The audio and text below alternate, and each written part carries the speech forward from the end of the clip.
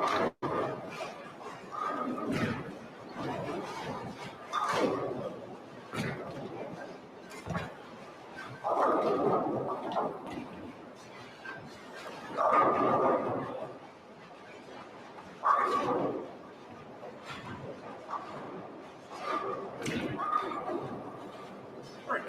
as soon as your pit centers begin to cycle off, please hold up on your warm-up.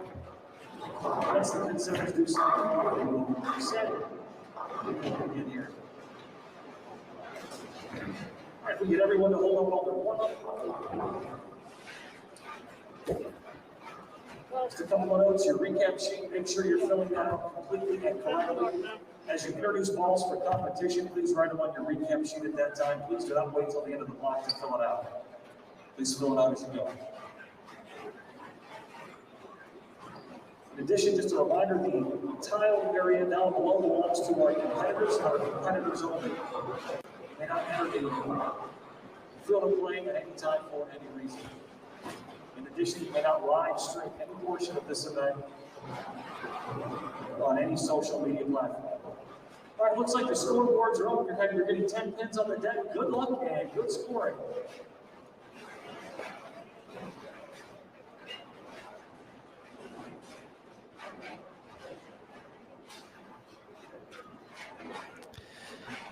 Hello, everybody, and welcome back to Bowl TV for continued coverage of the 2021. I guess it's not continued. Our Bowl TV coverage is continued this week, but for the first time, we're coming to you live from the U.S. Open. My name is Aaron Smith with USBC Communications, and after an exciting, thrilling day at the NBS already in the books, with the conclusion of the USBC Masters at the NBS taking place on FS1, Thomas Larson capturing his third career PBA Tour title and first major. We are ready for the PTQ for the U.S. Open. So 108 players in the field at the USO for the main tournament, which kicks off Tuesday. But the PTQ will complete the field. We have approximately 42 spots from the last time we updated. 42 spots up for grabs in the main event. So these competitors are going to bowl 8 games across a 41-foot condition. And to talk about that with us, folks, it's going to be the one, the only, Inside Bowling's Mike Flanagan. Let's add him to the broadcast here. Hello again, Mike. Good evening, Aaron. I think what we both need to do right now is say U.S. Open 100 times in a row, because it's going to be very easy to want to say Masters from all of the coverage we've done for the past 6 or 7 days or whatever it is here at Groundhog Day. But glad to see everybody here on Bowl TV on this Easter. And we've got more bowling today, as if FS1 wasn't enough. But I'll tell you what, that tournament is over now. The Masters is over. Thomas Larson won. He actually, his roommate, he's watching on Bowl TV right now. He told me he was going to watch tonight. So congratulations, Thomas, on that Masters win. But his roommate, Brian Robinson, the two-hander, is bowling the PTQ tonight. We've got these players in front of us right here. I see you queued up Gary Faulkner, who bowled tremendous at the Masters. But again, we are here at the 2021 United States Open Pro Tour qualifier, Pro Tournament qualifier. I forget what the T stands for, but I'm going to go with both at this moment in time. But you asked me about the oil pattern, and I'm going to tell you about it. So you're right, it is 41 feet in length, and the Masters was 40 feet in length. They both have eerily similar the amount of milliliters of oil on the lane, which is right around 30 mils. It is an asymmetric pattern, meaning that it's not the same on both sides of the lane, and that's because of the traffic, the way that's been built up. More right-handers, obviously, than there are left-handers. There's a giant blue section in the middle of the lane from 15 to 13, but it's very flat. It's 1.6 to 1 ratio. Your typical house shot's like 20 to 1 ratios in most parts of the country. So it should be moderate to low scoring for sure here today. And because it is a PTQ, the field isn't quite as talented as who's already qualified to be into the U.S. Open on their own merits. So, these folks are trying to get as most of them are going to make it. And let's face it, that's the facts. There's only going to be a few that aren't going to make it in. But this is a great test for these competitors to get ready for 4 more patterns here this week. There's going to be 4 patterns bowled on here at the United States Open, which is a change from a few years ago. This used to be the 40-foot flat oil pattern for years, and it was changed into 4 different patterns. So this is the PTQ pattern. What you're going to want to see and what you're going to want to watch for is guys trying to not do too much with the ball, not cross too many boards, keep it in front of them, very much like what we saw at the Masters. And the key to being able to make it through here tonight, as most of you probably already know, is to pick your spares and don't leave too many splits. This is not going to be a strike contest. And again, a majority of the field is going to move forward to be able to go on to tomorrow's 4 practice sessions we'll have for you here on Bowl TV. And those practice sessions are going to be from 9 until 10:30, and then we'll come back with you again at noon tomorrow to 1:30, and then again at 3 to 4:30 and 6 to 7:30. So we've got 6 hours of coverage of practice tomorrow, which is kind of bizarre if you really think about it. But it's going to be fun to find out and get an idea as commentators, and for the folks at home to see kind of how the U.S. Open's going to play out, as we'll get to see every one of the patterns tomorrow. So that's probably more than you needed to know about oil patterns here. But I just wanted to run that down for everybody because that's the most important thing, is the playing field that they bowl on, compared to a house shot or anything like that. That was the whole story from the last 7 days. It was the oil pattern and how confused people were. And we've got another set of oil patterns constructed by Mr. Nick Hoagland. And it's going to be fun for all of us to see how it unfolds over the course of the next 7 days? A week from today, we'll crown a champion. So there you have it. There's the rundown, Aaron. Well, Mike, I appreciate that. The insight into the oil pattern for the qualifiers here, potentially the first of 5 different ones they'll face, as you mentioned. If they're able to advance to the cashers round on day 4 and into match play, that 4th pattern will be the one they use for the rest of the competition all the way to the stepladder finals, which will be April 11th. I have to get used to saying April 11th now instead of April 4th as well. April 11th, 2 p.m. Eastern, FS1, the U.S. Open telecast will be held then. Yeah, so we got Tim Foy Jr. here, along with J.T. Jackson, Gary Faulkner Jr., and looks like Carlos Granados.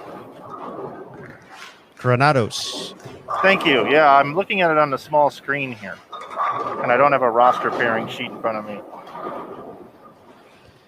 But, Mike, you know where you can find one. Bowl.com/US Open, folks, the place for all the information. I got to change my bookmark in my phone. That is correct. No PTQ in the Masters pages. No, not at all. For the folks wondering why this event has a pre-tournament qualifier and these players aren't in the field and some others are, essentially the U.S. Open for the past couple of years has had an invitation process for players on the PBA Tour, folks who have qualified with great performances at USBC events, Team USA, Junior Team USA members, etc., and all that's available on the website as well. So essentially, the field begins to form from those folks. So if you're looking for Jason Belmonte or Kyle Troop, those guys, they're already in the main event, which starts Tuesday. Belmonte, the defending champion here at the USO as well. But for everybody else, for those spots, as players either accept the invitation or decline, the players from the PTQ and how many they take grows bigger. So with everything going on, we have quite a few spots available. So we're going to see a lot of these players advance, as Mike mentioned. The last number posted was 42. Potentially could be more if anyone else potentially dropped out recently.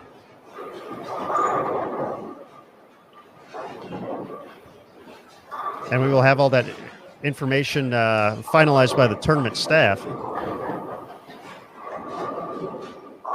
But after these 8 games, our main tournament field will be selected.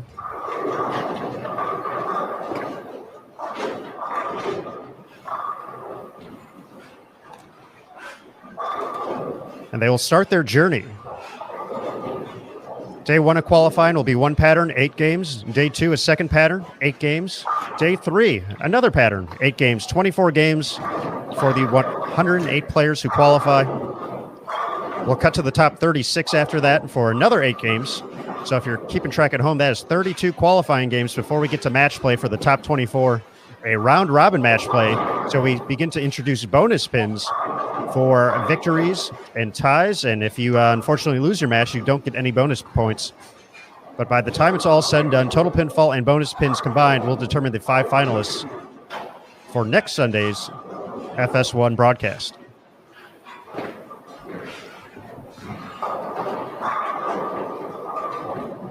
Looks like the players are doing pretty good here on this pattern. I'm seeing a lot more strikes than I thought I was going to see.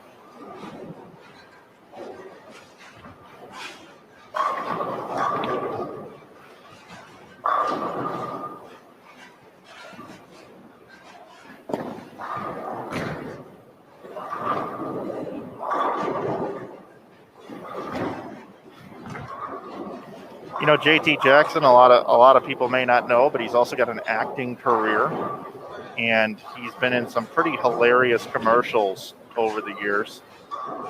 My favorite one was Sonic, when he was riding a cloud eating tater tots, or they were raining down over the top of him. My second favorite is when he was when he was at on the beach, and he went up to order a Pepsi, and it was Santa Claus. And Santa Claus has been known to be a spokesman for Coca-Cola in the past. And he went up and he handed him a Pepsi, and JT looks at him and goes, "My man." That's my second impersonation on Bull TV this week, and the first one got tweeted about for being horrible. So if anybody here is a fan of Sweep the Rack podcast or is watching from Sweep the Rack podcast, I appreciate the shout out on the coverage. Said some nice things about our coverage this week. So check out their podcast. They love bowling. They're not always accurate in what they say, but they are entertaining. I'll tell you that.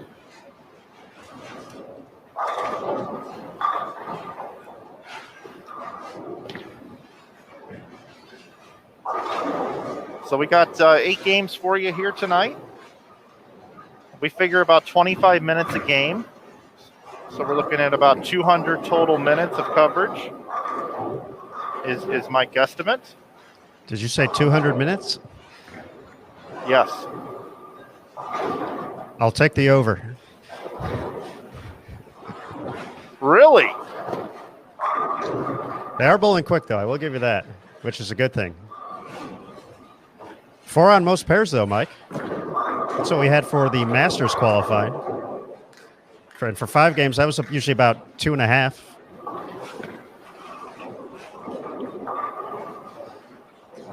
Maybe pushing 3. I know I'm totally wrong with my 200-minute assessment, because you immediately said I'm taking the over, and JT just did a backflip here in the booth, pointing that there's 4 on a pair. So I'm going to head over to Circus now for a little bit and win a few stuffed animals that I can curl up next to, because we're going to be in for a long night, ladies and gentlemen. Welcome to the 7.5-hour broadcast here on Bull TV of the PTQ for the U.S. Open on Easter Sunday. Taking a look at the field of the PTQ, and some familiar names for the folks watching at home. We'll just kind of run through from A to Z. Christian Azcona, a PBA Tour champion. Zeke Bate, who had a great run here at the Masters, making it to the, I want to say, the 9 to 12 round. Yep, that's what I had it down for, too. Got Kim Bolabai, who had a nice tournament as well. In front of us, Gary Faulkner Jr., who led qualifying. Tim Foy Jr., who made a nice little run through the bracket as well. He beat Belmo. Beat Belmo, indeed. This gentleman, I'm going to potentially say his last name wrong, but that's because I didn't get to watch him on TV a month ago. Chris Coltzo? Mike, does that sound right, or did I butcher that? I believe it's Ketzlow. Ketzlow. That's how I say it. So Chris had that memorable run at the Players' Championship for one of the regional shows. I believe shooting 792 out of the gates on TV to make it to the finals. He is on the lanes this evening.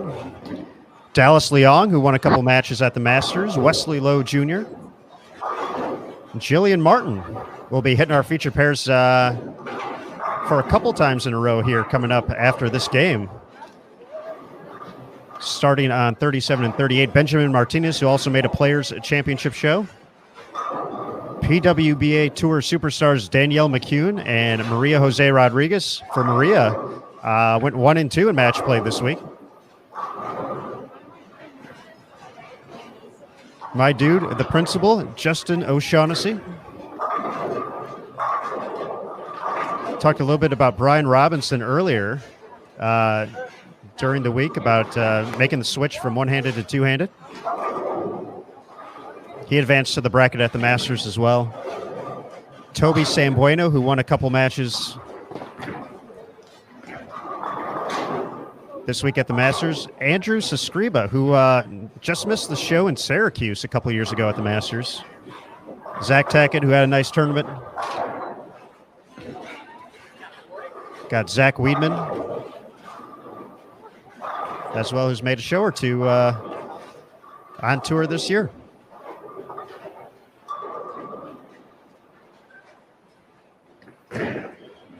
Yeah, he's pretty awesome.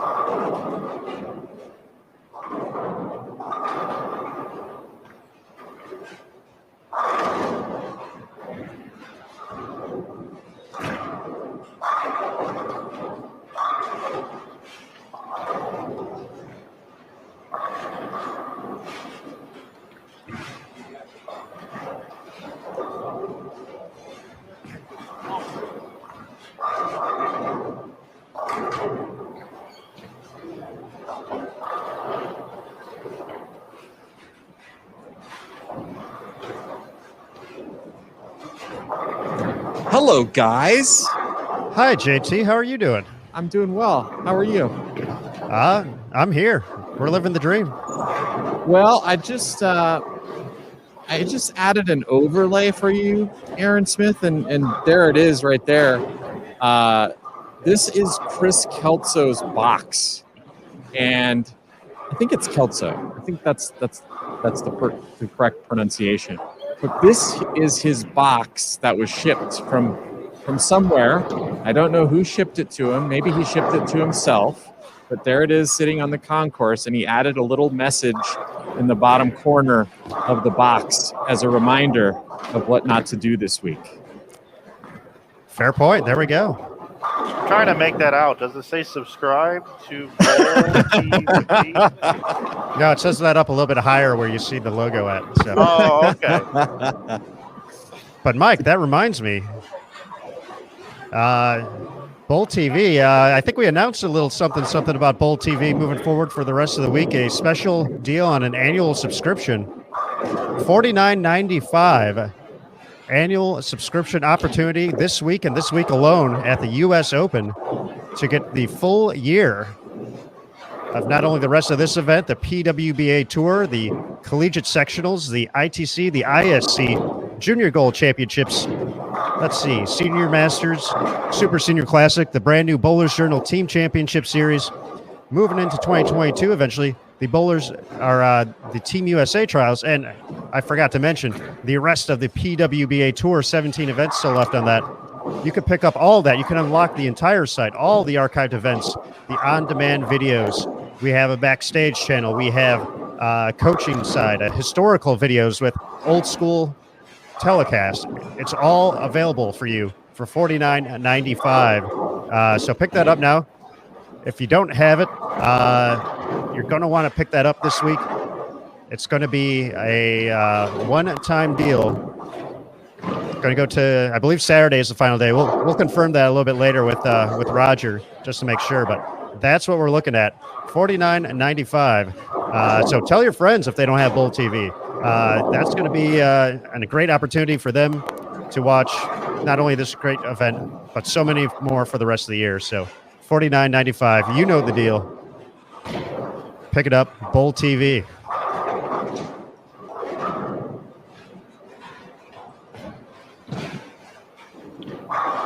All right, Aaron, I am going to run off. I have a few things to do here, including shooting a little promo to get some information out about that. I'll be back to join you periodically throughout the broadcast if I see anything super exciting happen. I know you're working on some other stuff there, gearing up for the U.S. Open. So if we're probably going to show some bowling here and there while we're working on other things. So if you have any questions, we'll be monitoring the chat. And of course, JT will be keeping his eyes and ears open as well here on Bowl TV. So I'll catch you guys a little bit later. Thank you, Michael. Scores beginning to come in here after game number 1.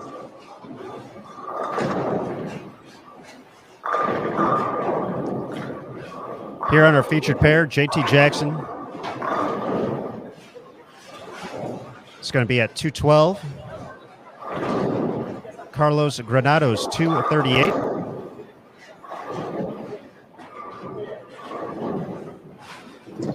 Gary Faulkner Jr. with strike already. He can still get to 215. 235 out there for Tim Foy Jr. Just taking a quick glance around, see any big numbers. Brian Bourget has a chance to get to 278. Over on 61 and 62, 10th frame left to go. Benjamin Martinez, who also made a Players Championship Regional show, 238 out of the gates. Brian Robinson, 239, nice start. Nolan White, 237. Jillian Martin, 234. Christian Azcona, 237.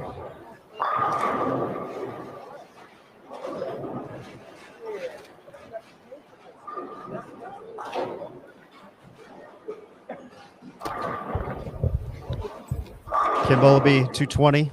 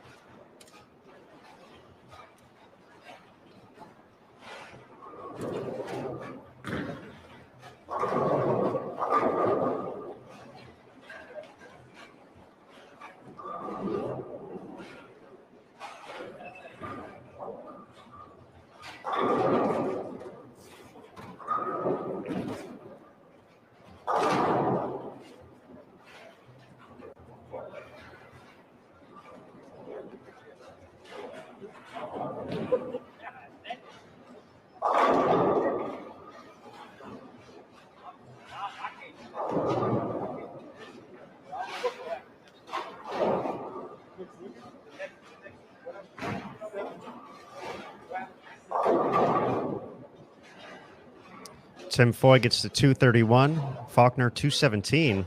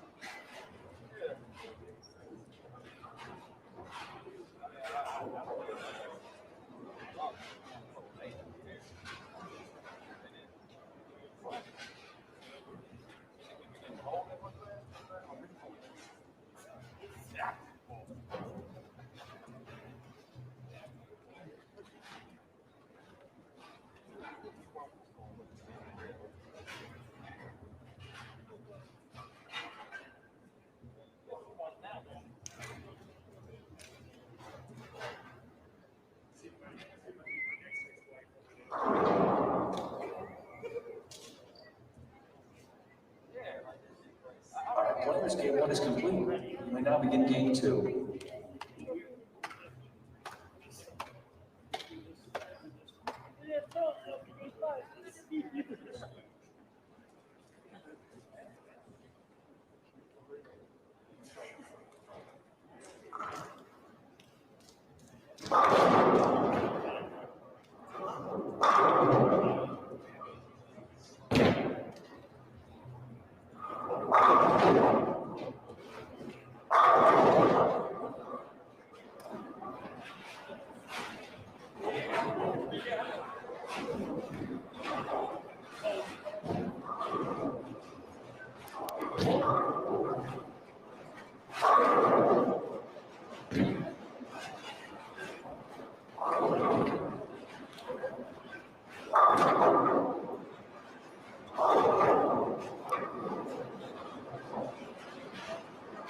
All right, folks, we're getting a couple of these cameras switched up for game two. Once again, not using every pair consecutively like we've have in the past. The U.S. Open, similar to the Masters, following pretty strict procedures and protocols for player safety. So we'll actually go ahead and head on down to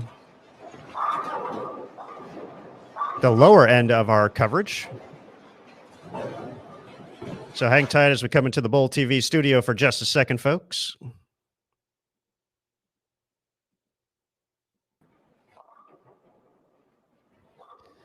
And we'll join Christian Azcona, Stephen Hahn, and Jillian Martin. The 16-year-old standout who had a great run at the PWBA Kickoff Classic Series back in January, similar to what we saw with Spencer Robarge at the Masters. Made two of the stepladder finals, finishing second and third. Collected 3 top 10 finishes throughout the course of the week and joined Shannon O'Keefe and Lindsey Boomershine as the only players to make match play at all 3 events held that week.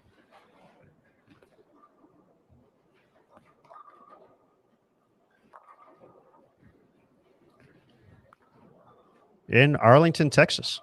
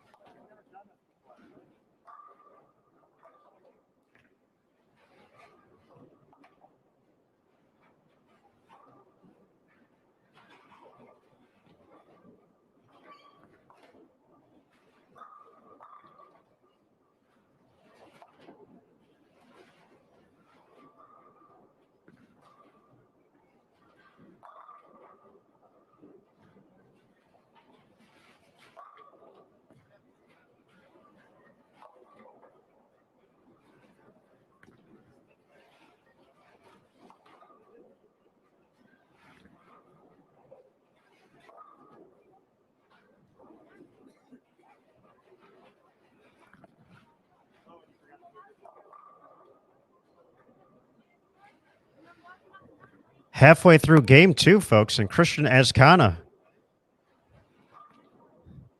6 for 6 here in the early going.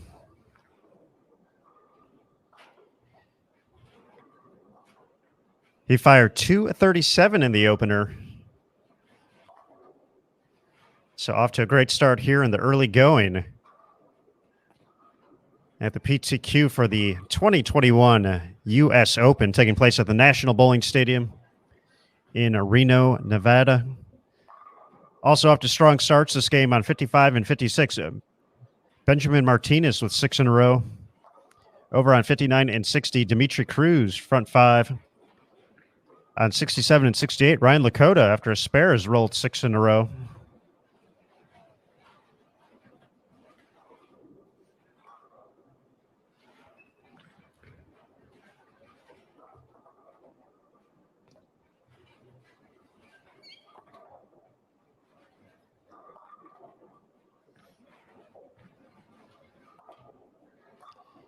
As a reminder, live scoring available. bowl.com/US Open, your one-stop shop.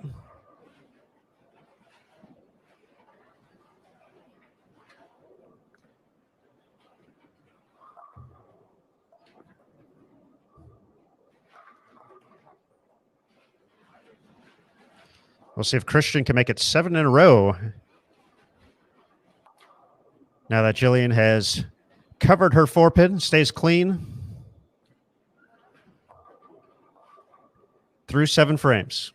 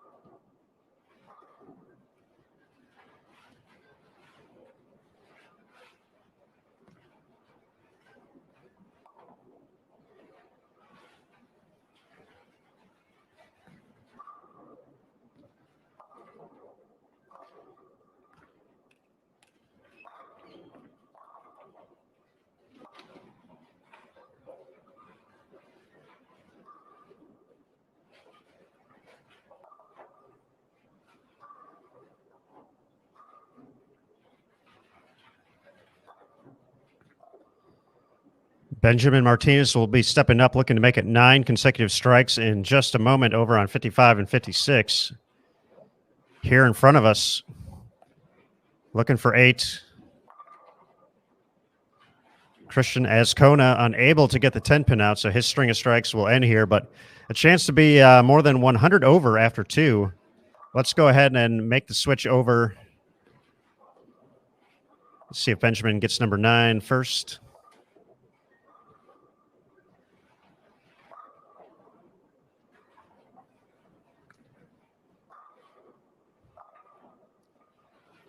All right, we have business, folks.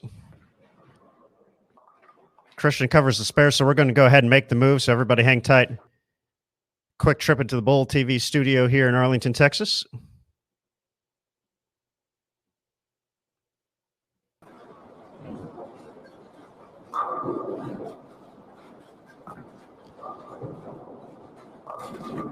And we'll see Benjamin up in a moment. He's joined by Rasmus Edval, Robert Calvano, and Steve Sherman.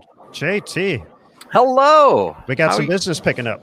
How you doing, sir? Yeah, this is interesting. I used to bowl the high roller back in the day, and they were very, very, very difficult lane conditions. And you'd be there for a whole week. You'd be bowling sweepers all week, and then you'd bowl the tournament. And then you'd get home from the high roller, and you'd bowl your league. And every single time I came back from the high roller, the first night of league, I shot 800. And so the reason I'm telling you that story is not a fig jam. It's a lot of these players bowled on the Masters pattern this past week. And this pattern is just a little bit softer. It's not a lot softer, but just a little bit. And they are looking at this pattern like, a wolf that's been out in the woods for a month and hasn't eaten, and all of a sudden sees a steak. There's just a little bit of room. The gutter's hooking. See that shot there? Came off the spot during the Masters week. That's 2-8-10 all day. And so the players that got the bowl on this pattern for the Masters are seeing this and going, man, I'm going to eat this up. And so there's some pretty big scores out there from the players that bowled this past week. Plus Jillian Martin, who just seems to bowl great on everything, no matter what. Absolutely. Martinez now up to 10 in a row. We'll go full screen here for his 11th effort. A first-team NCBCA All-American last year at the Savannah College of Art and Design in Savannah, Georgia. Finished 75th at minus 67, just outside the top 64 this week. Now looking for 11. And we saw that last one get out. That one began to check up a little sooner. 4-6-7, but he's going to be, it gave him a strike. So we're going to have to get that reset. It certainly wasn't. No, I can vouch for that. It'll be in the 280s. So he's going to be sitting north of plus 100 after 2, which is... It's a nice feeling. Which is something that only 19 players could say at the Masters. So, yeah, I've had a few conversations with Brian Robinson. He's been bowling right here in front of our production area, and he bowled the Masters, bowled pretty well, and he basically just came up to me and said, "Gosh, I wish I could use my phone, because you're not allowed to use cell phones." He goes, "Because I'm so bored already." Because this is just, even though it's still a 1.6 to 1 ratio, which is what the Masters pattern was, it's not nearly as challenging for him. So I said, "Hey, do you remember Bernice Lim, who won the Queens a few years back?" And he said, "Oh yeah, I think I remember her." And I said, "Remember, between shots, she was doing a Rubik's Cube between frames to keep her mind busy." So I said, you should get yourself a Rubik's Cube." And he said, "Well, I would, but I'm from West Virginia, and there's no way I'd be able to solve it." I guess he's making the generalization that West Virginians, can't solve Rubik's Cubes, which I don't happen to agree with. I mean, one of the smartest people I know is from West Virginia, and she's going to be a lawyer pretty soon if she isn't already, right? I'm certainly not a lawyer. Me neither, JT. Me neither. And that would be Amanda Green, PWBA Tour champion. I was fishing. I had no idea who you were talking about till you. Okay. You brought it all the way around. I was. Yeah. I was searching. I was just sitting back. I'm waiting. There we go. Amanda, yes. She's won multiple events on the PWBA Tour. Two-time champion. 286, the final tally. Benji Martinez.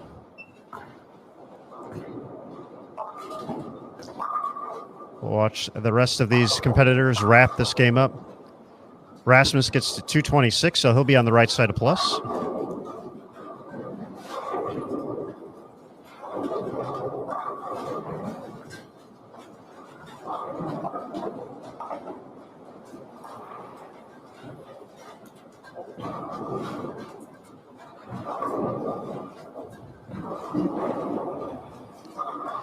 Taking a look around, live scoring. Nice 266 from Danielle McCune. She'll be at plus 77 after 2. Jillian Martin finished with 206, so she's plus 40. Christian Azcona, still a chance to get to 279 this game. That'll put him at 116 over for 2.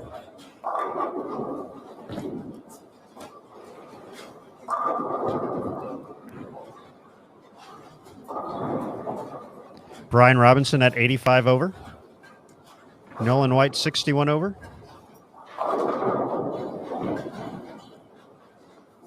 Benji, as we mentioned on our featured pair, 124 over.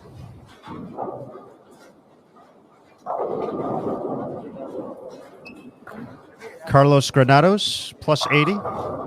Watched a little bit of him in game 1.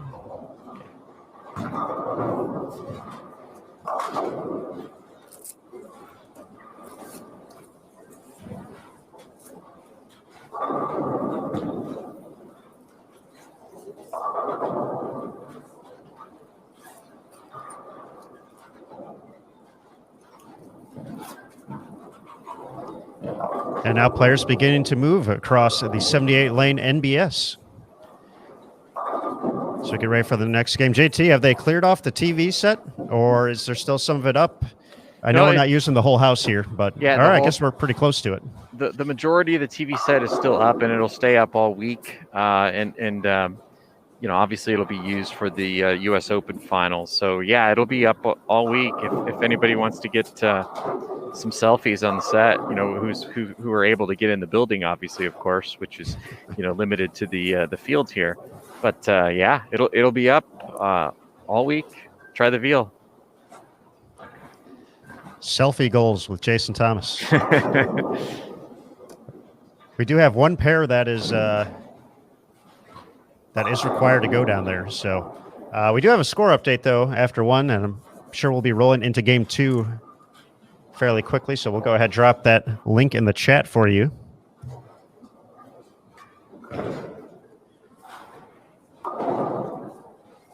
Brian Bourget, plus 67, leading the way after game 1. Brian Robinson, plus 39. We mentioned he was moving on up. Carlos Granados, plus 38. Benjamin Martinez, plus 38. We know both of those guys had solid games. Nolan White was at plus 37. Christian Azcona, plus 37. Jillian Martin, plus 34. Tim Foy, plus 31. Stephen Hahn and Callum Bork. Callum made the Masters bracket as well, plus 26, tied for 9th and 10th.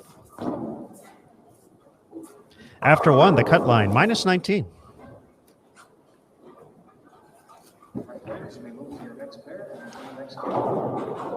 Did have a confirmation from the tournament staff.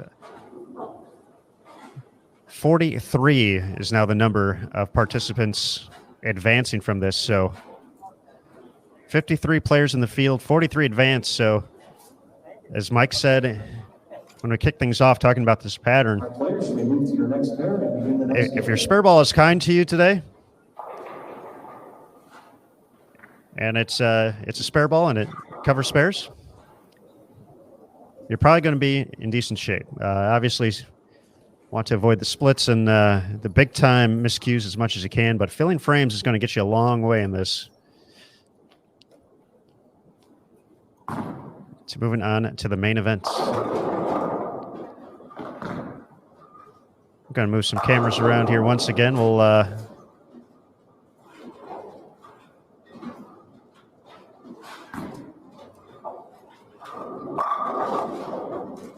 get those up and running in just a moment, folks.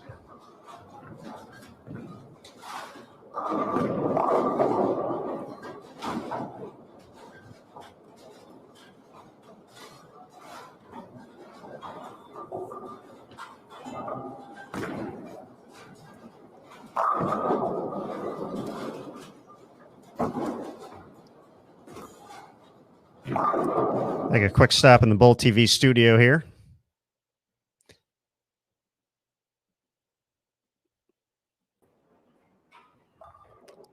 As we'll take a look at Andrew Kearney, Zach Weidman, and Brent Boho. Looks like Andrew at minus 71, Zach at minus 32, and Brent at plus 15 so far.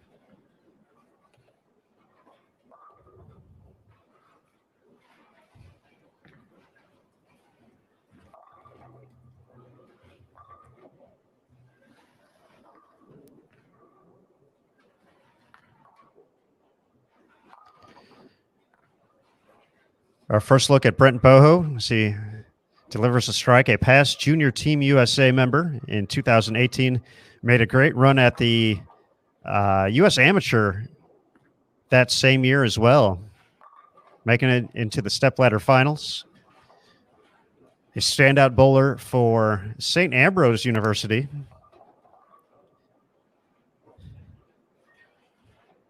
And now trying it out on the PBA Tour. Zach Weidman, a player we've gotten to see pretty quickly develop into a Rookie of the Year candidate on the PBA Tour.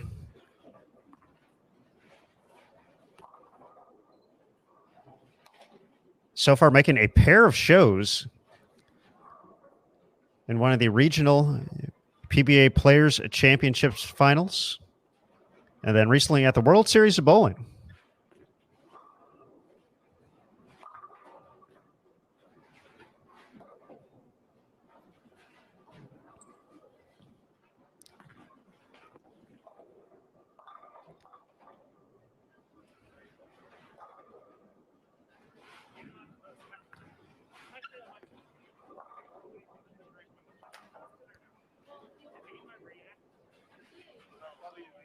Once again, if you're just joining us here on Bull TV for the first time, we do have 8 additional channels available. If you're watching on a desktop or a laptop, you can find those below the video, the channel navigation.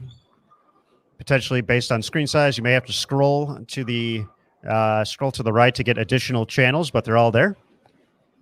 If you're watching on a mobile device, if you go in the top right-hand corner, you'll find a 4-box window pane. If you click on that, that will be your channel navigation. You'll see the little live button with the lanes.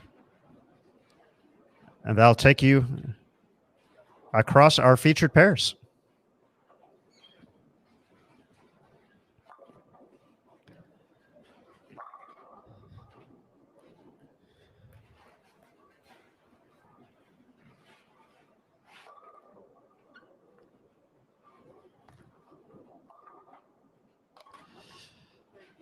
We got both Zach and Brent coming out of Indianapolis, Indiana, the capital of the Hoosier State.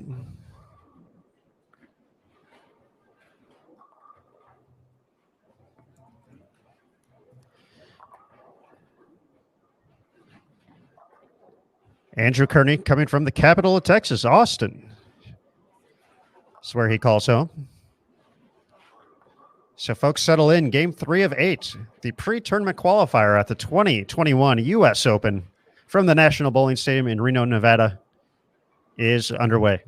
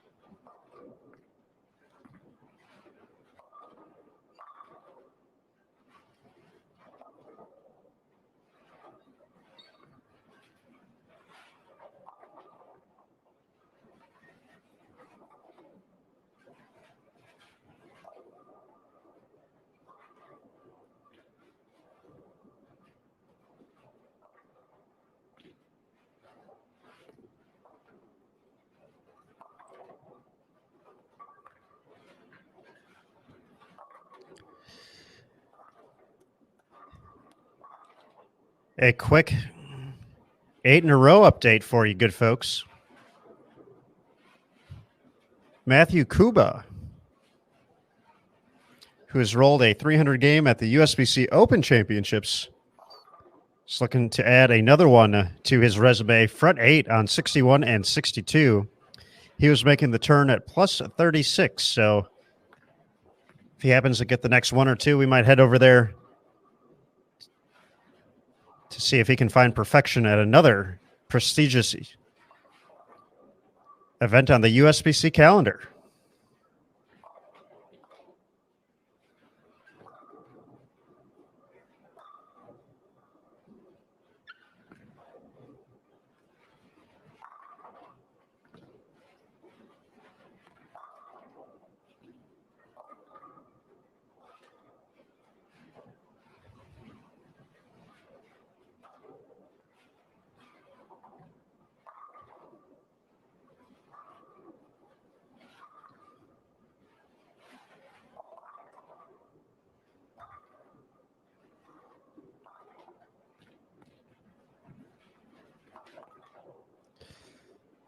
We've already had a front 10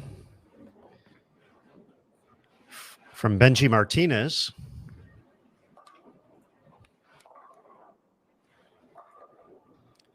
Made the turn at plus 124. Stringing some strikes as well.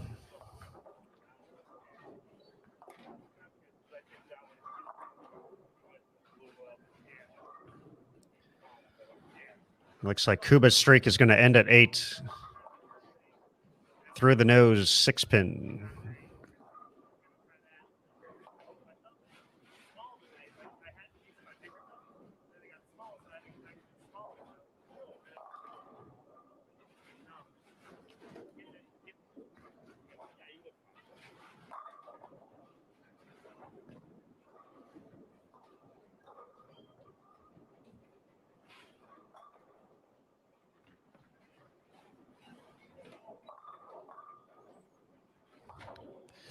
Three 610 for Brent Boho. Can get to 221 with the conversion as strike on the fill ball. Andrew Curdy already with a strike here in the 10th frame. He still has 214 out there.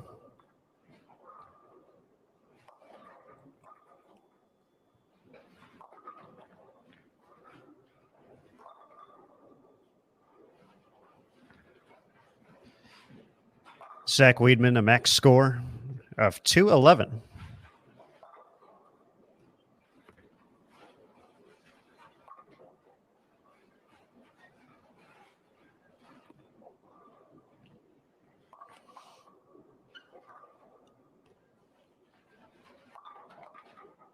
Nice cover by Andrew.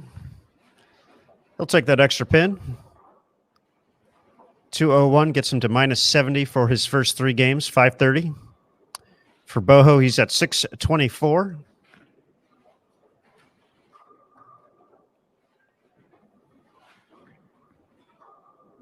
Let's take a look at Zach here, 10th frame.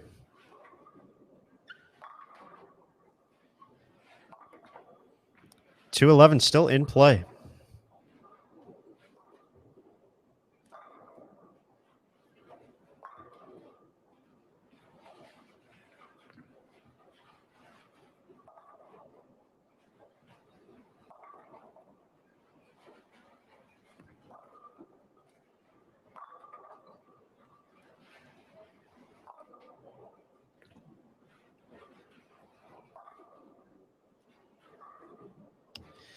Chance for Benji Martinez to get to 791 out of the gates. If he's able to throw all 3 in the 10th on lanes 65 and 66.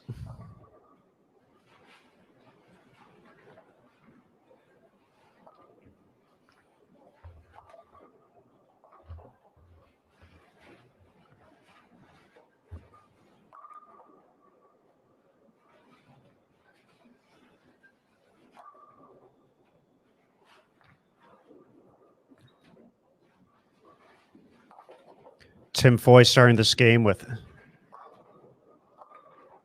8 out of the first 9 strikes.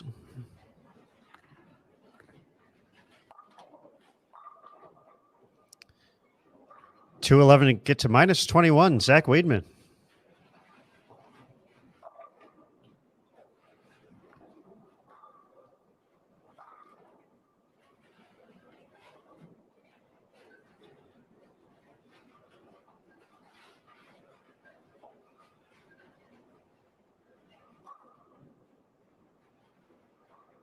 We're going to go ahead and make the switch here to Benjamin Martinez to see if he can get to 791 here out of the gates. So everybody hang tight.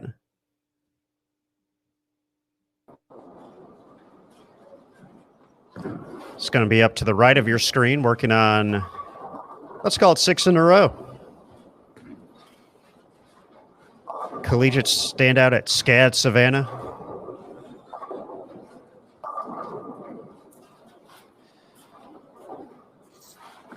And our camera switches have not been kind to young Benjamin so far.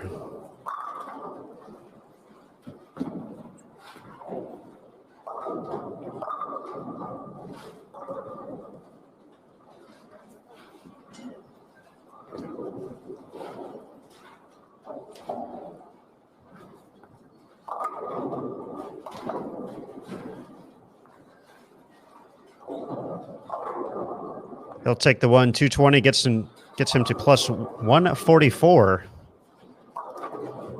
I'm sure hoping for a little bit more there.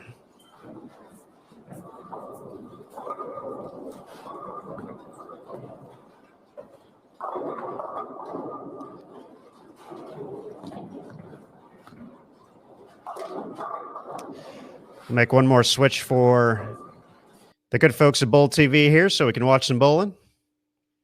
Still got a couple frames over here on this pair of lanes. 45 and 46. Going to be joined by Eric Jones, Charlie Brown, Trent Mitchell, and Michael Mirabile.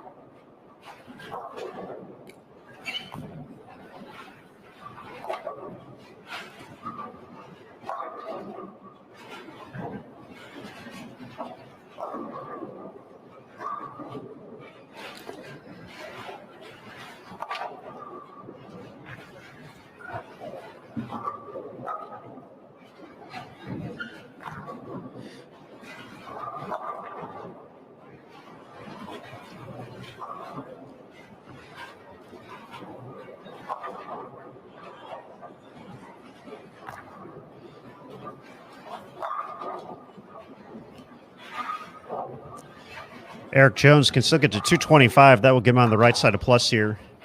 Charlie Brown at minus 21. Trent Mitchell minus 35. And Michael at minus 26.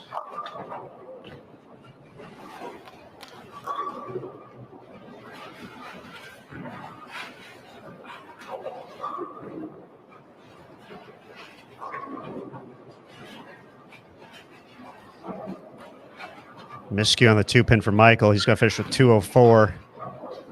It's going to be at minus 22, 578.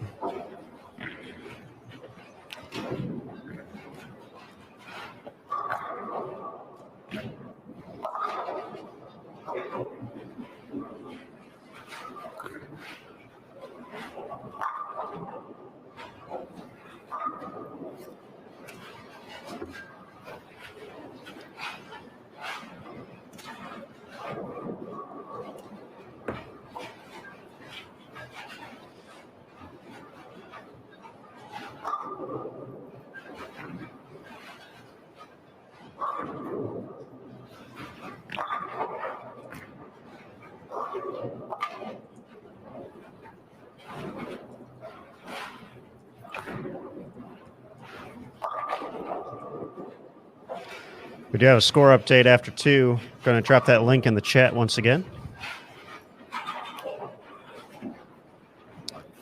So Eric gets to 223, so he's going to get on the right side of plus. Trent with a strike and Charlie Brown going to be stepping up, working on a couple of strikes in a row. So I mentioned Benjamin Martinez plus 124 leading the way. Christian Ascona at plus 116 in second. Brian Robinson plus 85 in third. Carlos Granados plus 80 in fourth. And Danielle McCune plus 77 in fifth, your top 5.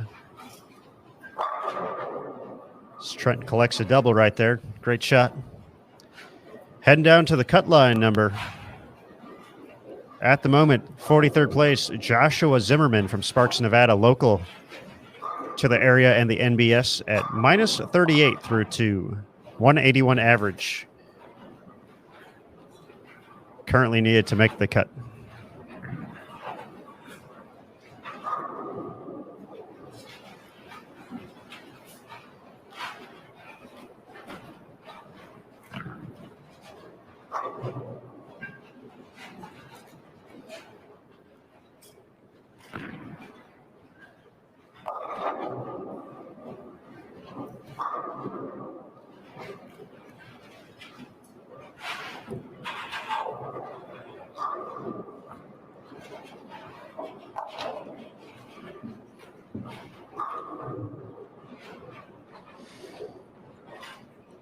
Trent Mitchell finishes with 191.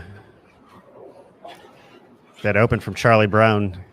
223 does get him to the right side of plus, though. I think we'll stay here for the next one. Kim Bolabai, Alfred Wolf III, Danielle McCune, and Chris Keltso. Did I get that right, Matt? Keltso. Matt M, I should say. I know Matt C is listening as well.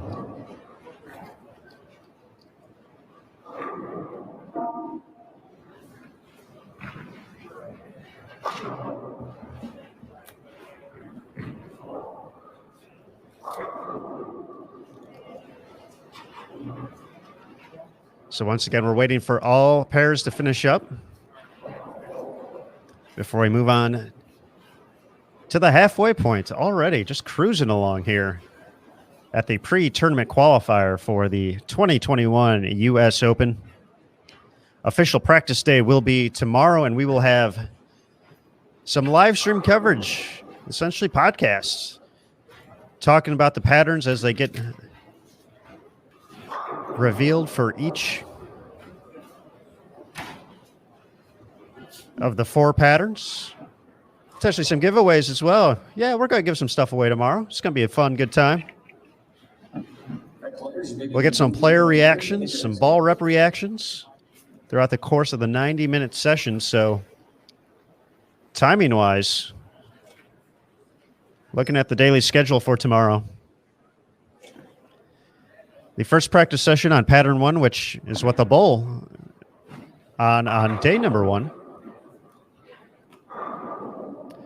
will be at noon Eastern, 9 a.m. local time. I'll go for 90 minutes. Be an hour and a half break for the re-oil, and then from 3 to 4:30 p.m. Eastern, pattern number 2. 6 to 7:30, all these times Eastern once again, pattern number 3. And then from 9 p.m. to 10:30 p.m. Eastern,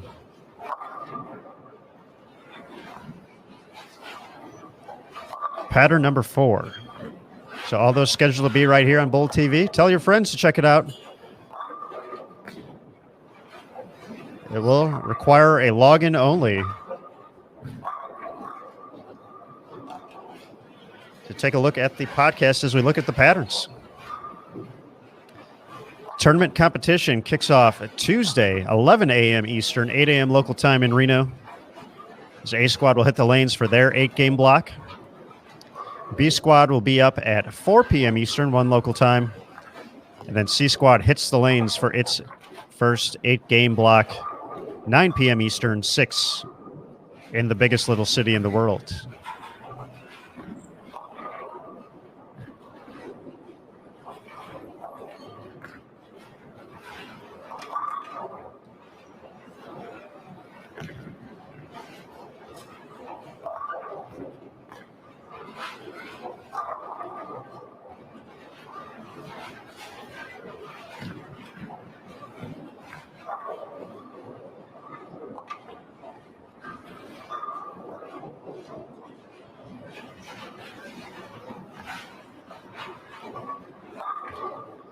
So Alfred Wolf III.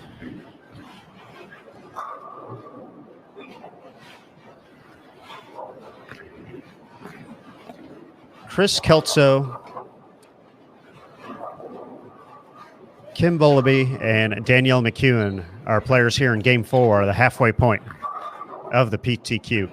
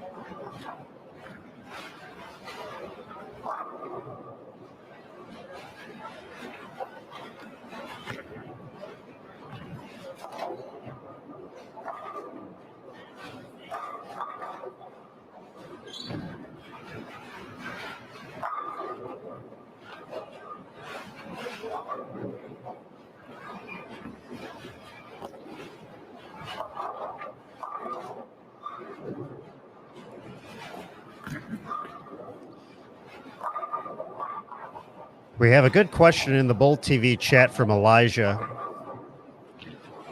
And we'll get into some of the details as we get into the halfway point of game number 4 of the pre-tournament qualifier, the PTQ at the 2021 U.S. Open. But Elijah asked, how exactly does the PTQ work? And there's a few different things working here this week. Of course, the U.S. Open, one of the premier events on the USBC schedule each year, and a part of the PBA Tour schedule, and one of its 5 majors, the 5th and final major of the 2021 season. But this particular PTQ is to get into the main field of the U.S. Open. These 8 games will determine the players who will fill out the field. So the U.S. Open is a limited field event. There are only 108 competitors who are going to participate in the tournament proper, if you will, which starts on Tuesday. Players have earned invitations to this event based off of previous performances. And if you're on the information page, you can find the direct entries who earned those invitations based on online performances. So, for example, people who have gotten direct entries include past U.S. Open winners from the last 10 years, past USBC Masters winners. All these are in the past couple of years. PBA World Championship winners, Tournament of Champion winners, Players Championship winners, all these in the last 3 years. The regular all events winner at the USBC Open Championships, winner at the Intercollegiate Singles Championships, players who finished in the top 5 at the U.S. Open in 2020. And if players haven't qualified from any of those, then they would go to the top 75 on the PBA National Tour points list. Members of Team USA, Junior Team USA in 2020 got spots. The top 3 finishers at the U.S. Amateur and the men's division as well. And there were also regional qualifiers throughout the country, with the remainder of the field being filled by this event right here, the pre-tournament qualifier. So when we take a look at the math,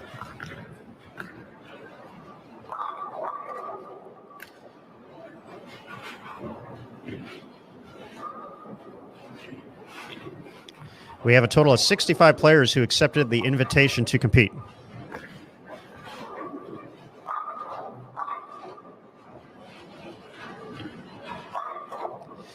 Meaning this PTQ will bring 43 players into the main field to complete the 108 bowler tournament field. So that's kind of what we're doing here today. 53 bowlers bowling for 43 spots.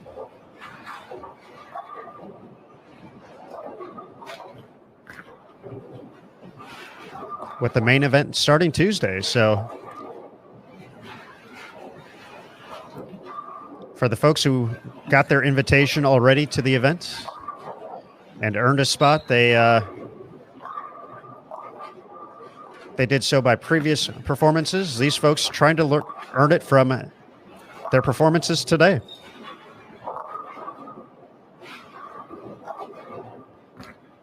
So certainly hope that helped. If we got some other questions, please feel free to drop them in the chat.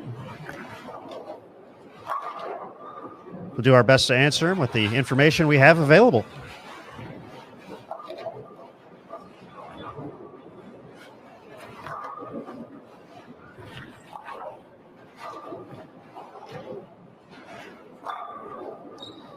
Let's settle back to the action here. Lanes 47-48.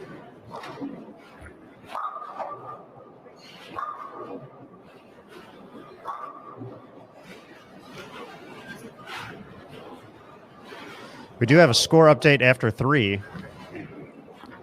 Benjamin Martinez continues to lead at plus 144. He's averaging 248 so far. Christian Ascona, second, plus 121.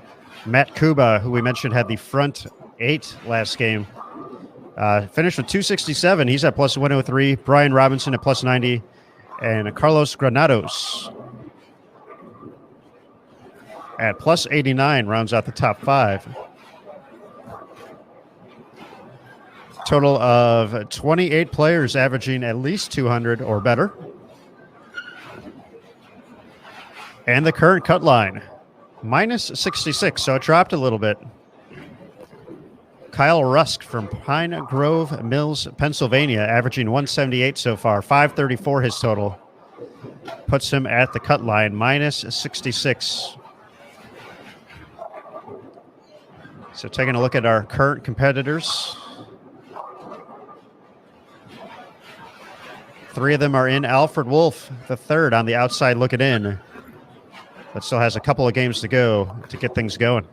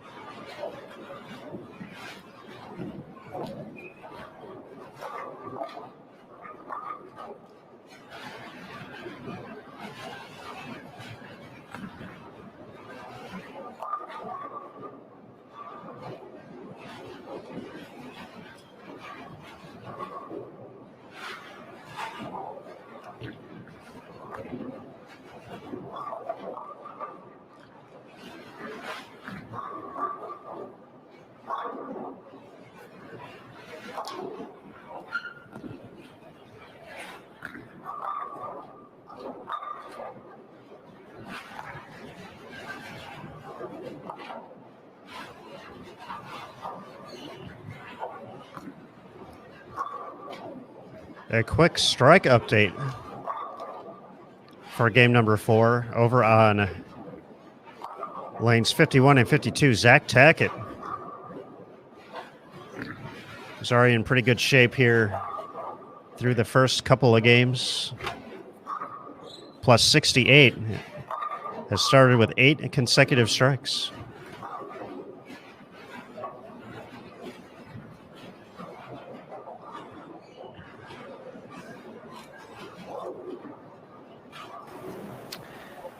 Yeah, Aaron, he's another one of those guys with the big eyes after bowling on the Masters pattern for the last week. And he had a very solid tournament at the Masters. He was in pretty good form already. But front 9 now for Zach over on 51 and 52.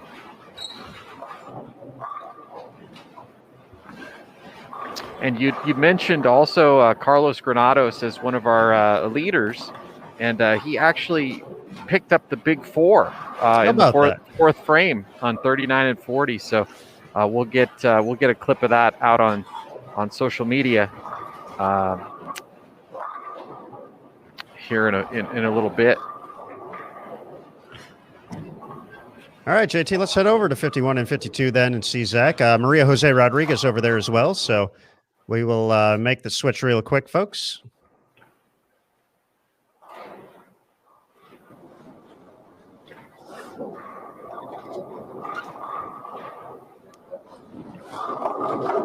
Maria made the top 64 at the Masters, lost her first match, won her second, and unfortunately got eliminated with a second loss to finish. I believe that is the tied for 33rd bunch for Maria this year, but great showing on, once again, a grueling condition, so probably enjoying this one a little bit better.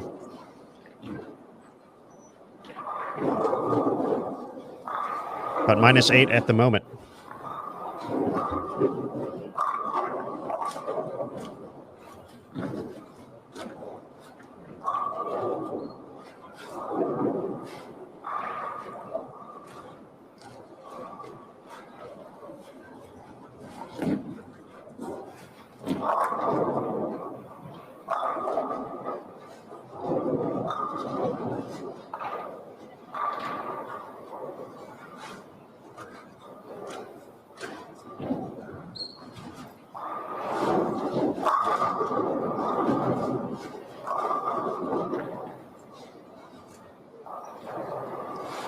David Haynes and Tom Burns also on this pair.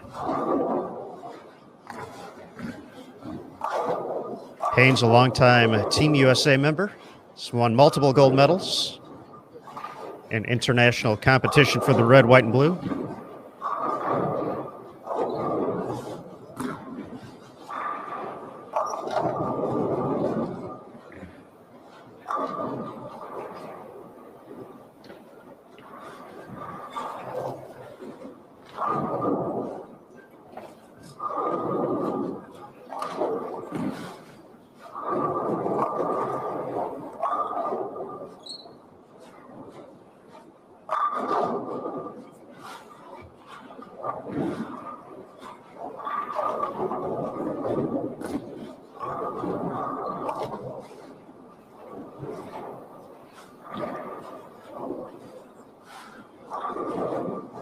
David's going to finish at 177 this game, so he's going to be at -59.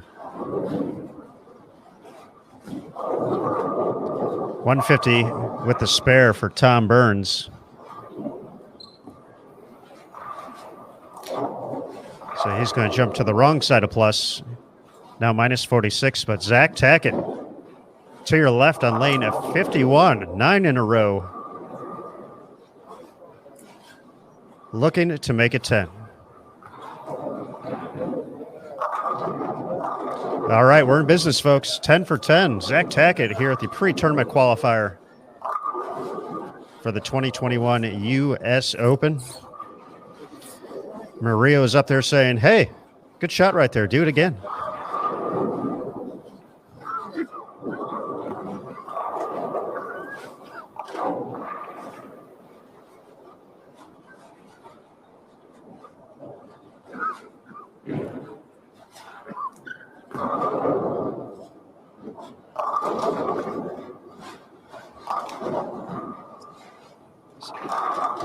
Zach looking for one more here to make it 11. Oh, from way downtown.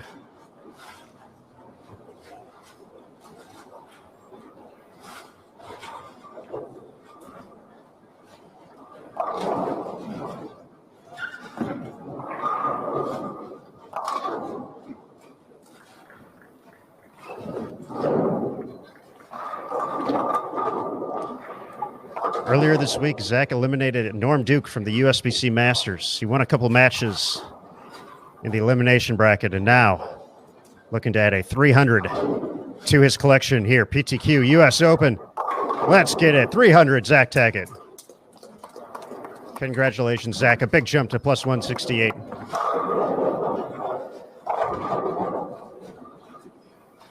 Excellent performance from EJ's brother, Zach Tackett.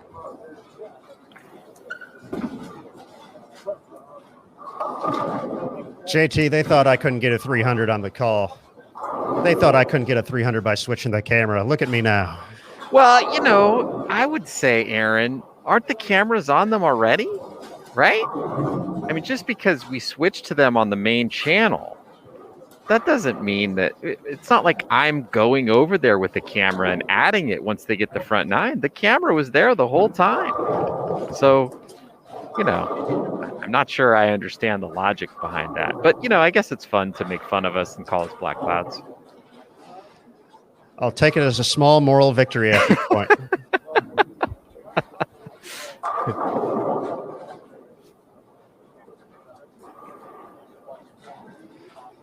So there we go. That was fun.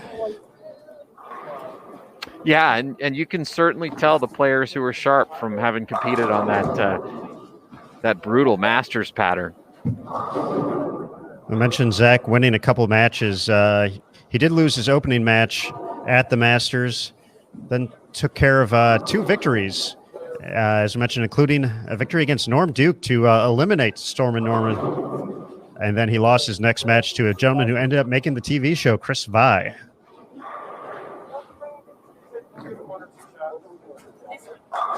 So I believe that falls into the tied for 25th range. Yeah, that's Zach. a solid week.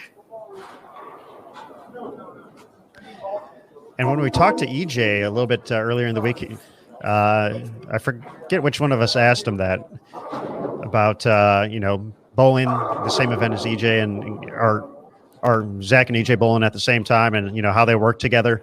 And you can see the similarities, but EJ said the ball rolls are completely different, which I thought was pretty interesting because you kind of see the same kind of twist. Got the little bit, not quite as high backswing, but you kind of see the same motion kind of happening. And then, but EJ said the roll's a little different. So it's a little bit tougher to say, hey, this ball is, right here is doing this for me. Obviously, EJ's one of the most incredible bowlers in the earth with what he can do with a bowling ball. But Zach certainly throws it well and has a nice little accomplishment here at the U.S. Open pre-tournament qualifier. Yeah, it's very cool to bowl 300 at the U.S. Open. You get a special ring for doing that. Incidentally, Aaron, I actually had the front nine at the U.S. Open. Oh, JT, I know how this story ends. Yeah. And they were hard, just like they always are at the U.S. Open. But I think that particular year they were extra hard. We were starting very deep at this beginning of the day inside of fourth arrow, and so it was the last squat of the day, double burn. I was throwing a teal Rhino Pro, if anybody remembers that ball, with a lot of polish on it, and it was obviously before COVID, about 20 some years before COVID, so the place was packed. It was in Canandaigua. At now Doug Kent's place, and the whole bowling center was behind me watching. I pinched it just a little bit inside of target, maybe spun it a little, and threw it just a touch harder because that was my tendency when I wanted a shot, and I left a 5-8-10. Well, that's not embarrassing at all. Yeah. Yeah, I think I don't think it was the only time I left the 5, 8, 10. Maybe. Well, I might have left it when I was 8 years old. But yeah, they were hard. But yeah, 300 at the U.S. Open. That's a heck of an accomplishment. Went ahead and made the switch to 59 and 60. We watched these guys a little bit last game as well as they wrapped up. Still got a 10th frame to go for Eric Jones, Charlie Brown, Michael Mirabile, and Trent Mitchell.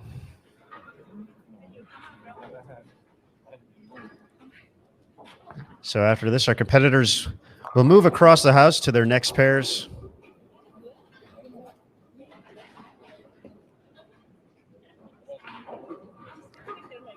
And we'll be on the other side. More than halfway done for this qualifying event for the U.S. Open, starting officially on Tuesday, practice day tomorrow. But heck, we're having so much fun here on Bowl TV. We're going to show you practice. We're talking about practice, folks.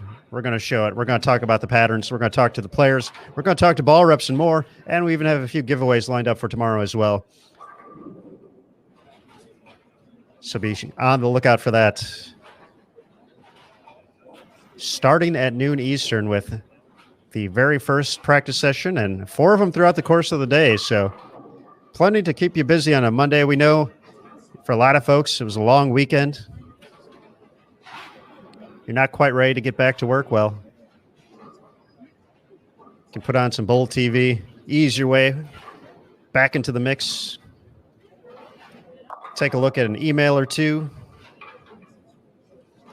Catch some practice session, a couple more emails, practice session, coffee break, back to the practice session. It's perfect. Perfect Monday activity. Bringing you the practice session from the U.S. Open.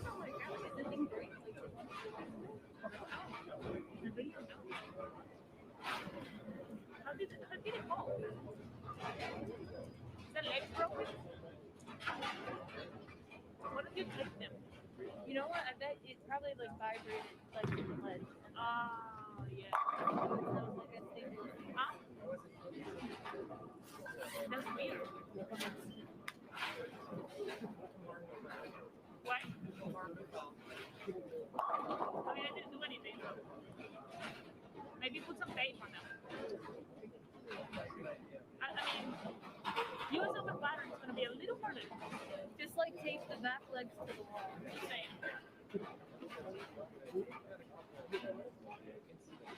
I mean, just saying.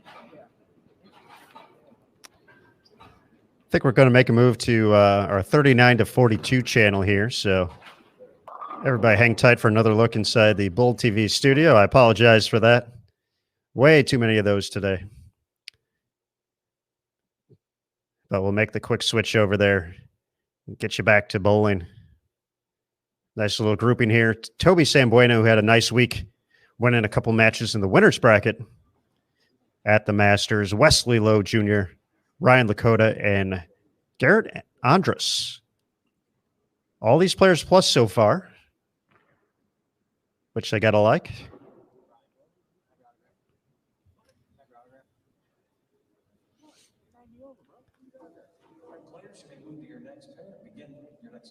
And we can hear Damon Sirocco making the announcements.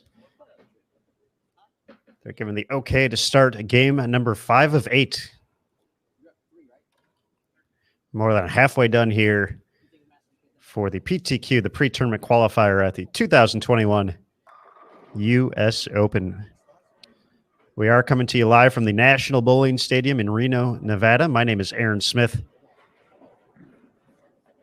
Joined this week by our Bowl TV crew, Matt and Canizaro, who's also watching locally, remotely, as am I from the greater Dallas-Fort Worth area. And then our on-site team, putting in the long hours this week, Jason Thomas, and Inside Bowling's Mike Flanagan.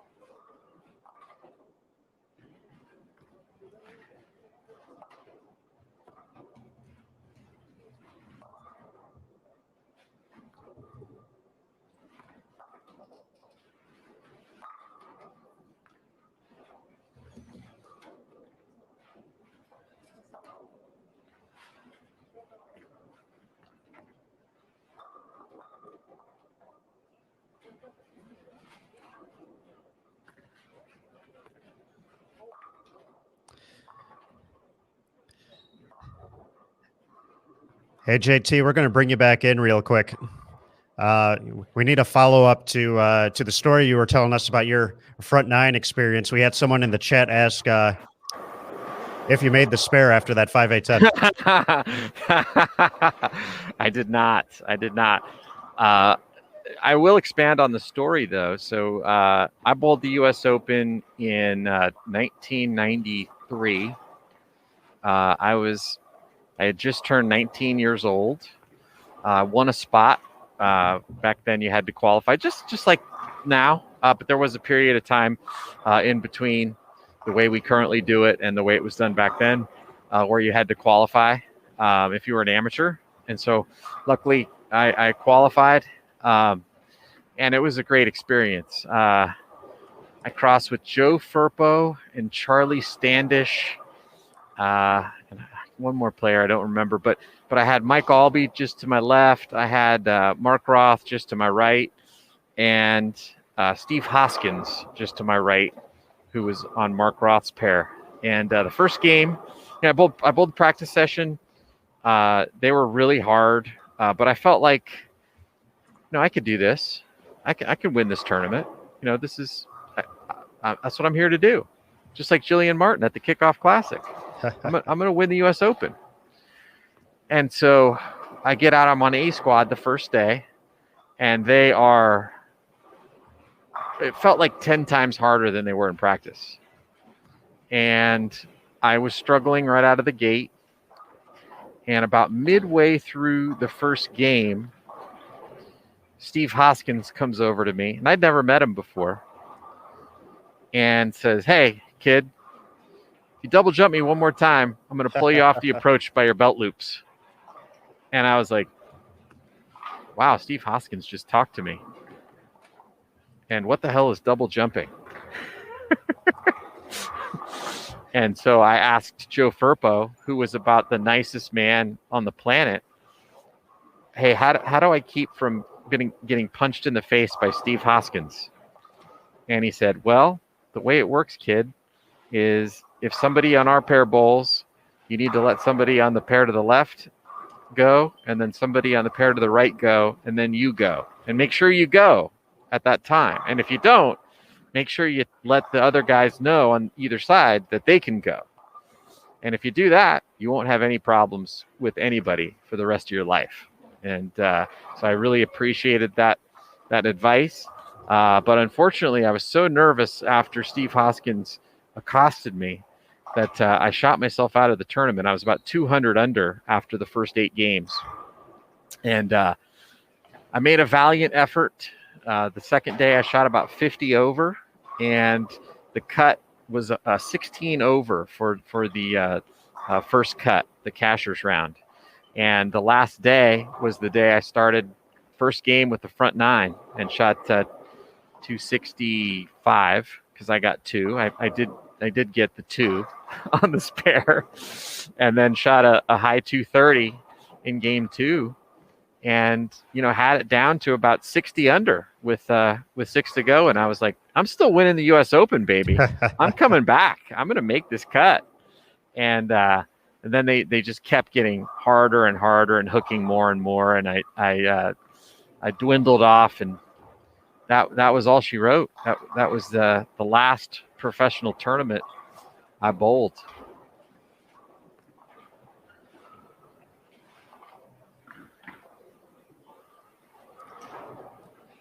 The last professional tournament you bowled was 1993, and then 9 years later, Spencer Robarch came into the world. And 18 years after that, he finished 3rd at the USBC Masters. We bring it full circle, folks. I'll tell you, though, that U.S. Open, it's still the best display of bowling I've ever seen in my life by Walter Ray Williams Jr. To this day, I've never seen anybody bowl as great as he bowled that week. And I'll tell you why. He led qualifying. He played deep inside where everybody else played. He threw a crush R all week in qualifying. Had about 100 and some pin lead going into the match play, the top 24. And he comes out for match play. I'll never forget this. He had his bowling shoes on, and over one shoulder he had a blue Crush, and over the other shoulder he had a purple Maxim. and everybody's like, "What is he doing? What the heck's going on here?" What he led qualifying with the Crush R, and he's not even going to bring that ball out for match play.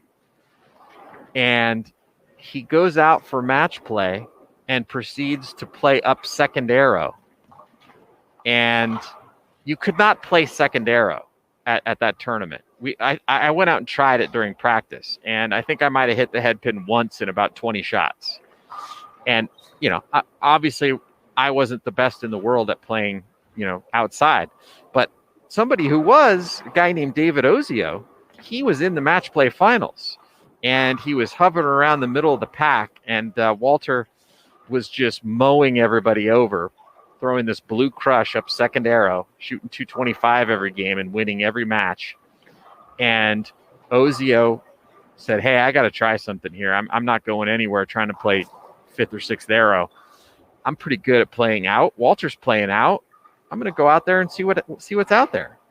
So he proceeds to bowl 2 games from out and shot 140, 130. And Dave Smart was his ball rep, the ball rep for Columbia 300 at the time. And I remember sitting in the bleachers because, anytime I wasn't bowling, and obviously I wasn't bowling for the top 24, I was in the bowling center watching because I was a huge fan. And I remember sitting in the bleachers and listening to Dave Smart and David Ozio argue about how they could make second arrow work. And it finally got to the point where David Ozio was so frustrated that he said, "Dave, just listen to me, okay? Listen." He said, "You see that big giant extension ladder that's laying on the back wall back there?" Dave's like, "Yeah." He said, "Go take it outside, set it up in the parking lot, then go to the top of the ladder with a champagne glass, and then drop the champagne glass on the asphalt down below without breaking it." That's what Walter Ray is doing right now. Oh, that's phenomenal. I will never forget that. And he continued to dominate, led by, I believe, 600 and some pins. I don't remember the exact number, but it was. Oh, I got the numbers here for you, JT. Yeah. Because Jacob Buttroff has made us look this number up and find this stat for TV shows in the past. So 537 is what Walter Ray led by going into the stepladder finals. Yeah. It was an incredible, and he only averaged like 219 for the week. I mean, he led by 537, averaging 219. And so I don't think anybody else averaged 210 for the week. And then he bowls the show. And he bowls Del Ballard in the final. Del Ballard bowled great all week, but he threw an ultimate weapon from deep inside and had the absolute berries on the show. And Walter, I think, left a stone 8 and a 4-9 and shot 2-teen on the show. And Del ran him over and took home, I believe that was his second U.S. Open title. So I felt really bad for Walter, but that still to this day was the best bowling I've ever seen anybody do. History has proven that leading the U.S. Open by 500 plus pins headed into the stepladder finals, not necessarily good for your health. It doesn't work out very often, does it? So far, there have been 5 players to do that, and all 5 of them have finished second. Yeah, so I know Jacob's done it twice. Walter's done it once, and Earl, I think, was the other one. Earl had done it twice himself. 79 and 80, back-to-back years, he went 578 and 551 and finished second both times. Walter, 537. Jacob, 617 in 2017. It wasn't quite that much in 2018 when he led. But the current number to be at 461, Ryan Simonelli in 2015. He won that one. Well, it's good to know that sometimes you can win after leading by all that. all those pins. You just got to give away the last game. Keep it under 500. But that's that speaks to the testament of the TV format that we saw today. One game match, anything can happen. Whether you've had an incredible event to put yourself in that position or barely sneak into it, you can find a way to win. Well, it's, the thing that's interesting, when we make the predictions on the show, you do it based on ball reaction, and these players are so good that you just assume that they're going to bowl well, and more times than not, that's what happens. It plays out based on ball reaction, but you get on television and you don't factor in an amazing performance, a superior effort, and you also don't factor in the nerves that you're going to feel. Sometimes people respond to the pressure, and sometimes they don't, and sometimes it's not a matter of a bowler not being a great bowler. It's just a matter of a bowler maybe not feeling that kind of pressure before and not knowing how they're going to deal with it. And, the thing that I've been so impressed about watching the PWBA tour, which is something we get to cover and something that will begin here on Bowl TV in just a couple of weeks on April 22nd, is watching the development of somebody like a Shannon O'Keefe, who, when the tour was relaunched, had not won any major championships. She'd been close a number of times. She'd been close in the Queens and close at the U.S. Women's Open. But she has learned how to handle herself in those pressure situations. And now, more often than not, when she gets herself in that situation, she's able to make excellent shots and give herself chances to win because she knows how to manage the pressure. And so it's certainly a skill that you have to develop. It's very rare that somebody comes out and they can handle themselves under that much pressure without ever having felt it before. We have a score update coming for you good folks after game number 4 here of the pre-tournament qualifier at the U.S. Open. Benjamin Martinez continues to lead at a 246.75 clip so far. That is what young Benji is averaging so far, plus 187 for his 4 games. Zach Tackett with that 300 moves to plus 168. Christian Ascona has been near the top of the leaderboard all day, plus 159. Nolan White with 269 last game to make a move. He's at plus 133. And Tim Foy Jr., who had a phenomenal week as well, currently in 5th place, plus 121. Also better than plus 100 at the moment. Dallas Leong, plus 111. And Matt Kuba, plus 101.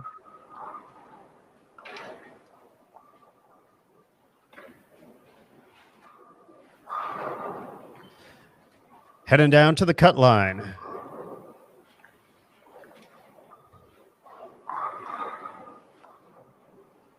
Still Kyle Rusk holding on to that spot from Pine Grove Mills, Pennsylvania. Kyle Rusk at 738 for 4, minus 62 the number.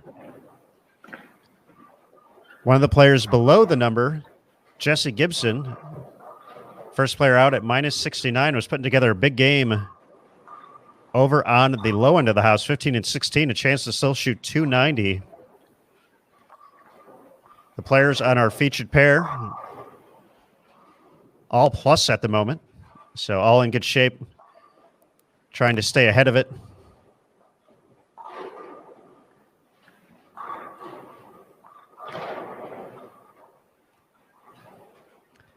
$27 players averaging at least 200 at the moment, including 16-year-old standout Jillian Martin at plus 10.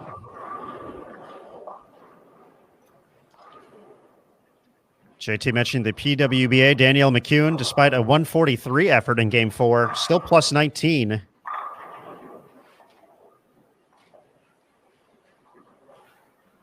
Things a little dicier right now for Maria Jose Rodriguez, minus 41.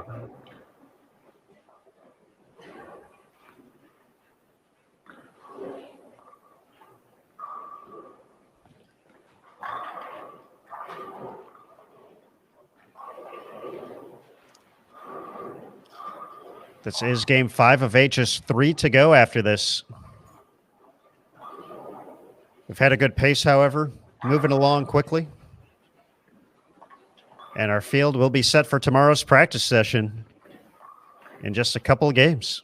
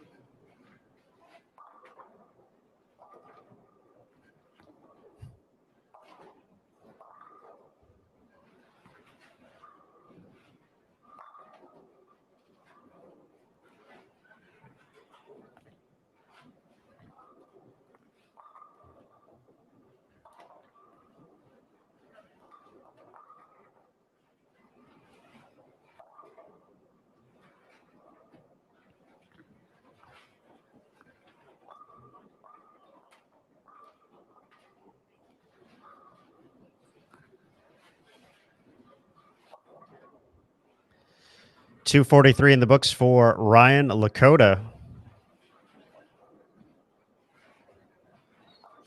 He's going to move to plus 113.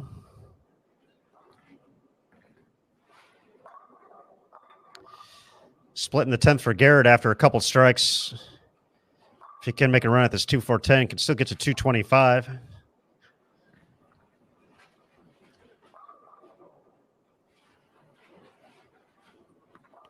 Toby Sambueno going the wrong direction that game, 177, but he's still going to be plus 4. Just one on the spare there for Garrett. He's going to finish at 211. He's going to be plus 47. Wesley with the ball change. Owner of a 900 series. We have 3 10th frames just like that. All 3 for 212. He's going to move to plus 62. So all 4 of those competitors still in good shape. Has some room to work with in these final 3 games.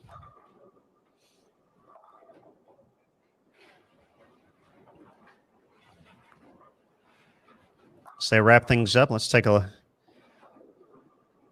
look at some of our other pairs.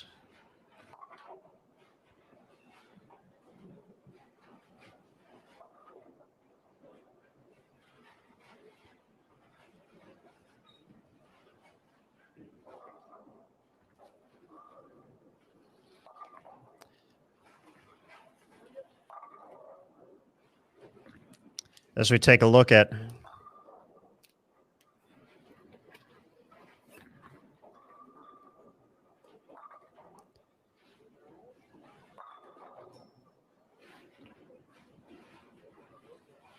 things around the house, let's take a quick second to recap Zach Tackett's 300 game. A little bit different view than we had here on Bull TV. As we get ready for game number 6.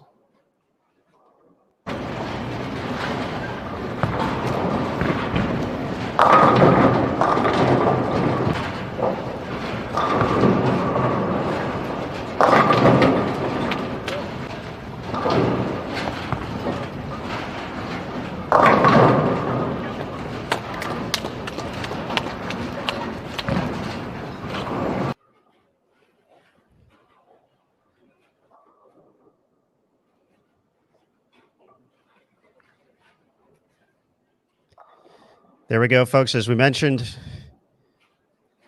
ongoing after or throughout the course of the week here at the U.S. Open, a special limited time offer for an annual subscription to bowltv.com, $49.95 plus transaction fees. Usually comes in at $79.95. So a great opportunity to take advantage and to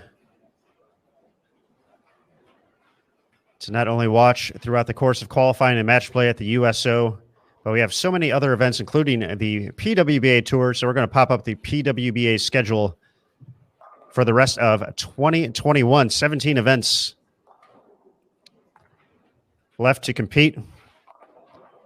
3 champions already in the books: Shannon O'Keefe, Brianna Cote, and Julia Bond with wins during the PWBA Kickoff Classic Series.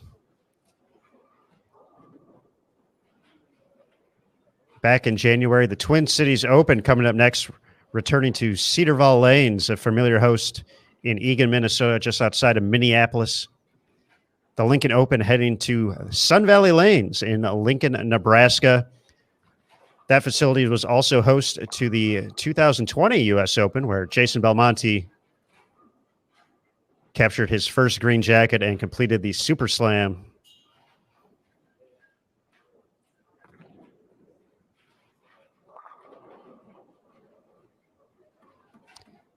The Greater Cleveland Open at Yorktown Lanes, a familiar host.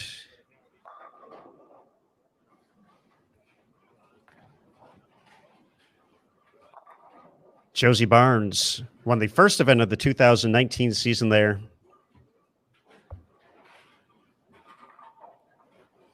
And of course, then the first major of the year, right here at the NBS, the USBC Queens, May 12th through the 8th. So, of course, you can find more information, more details, pwba.com. You can follow on social media at PWBA Tour.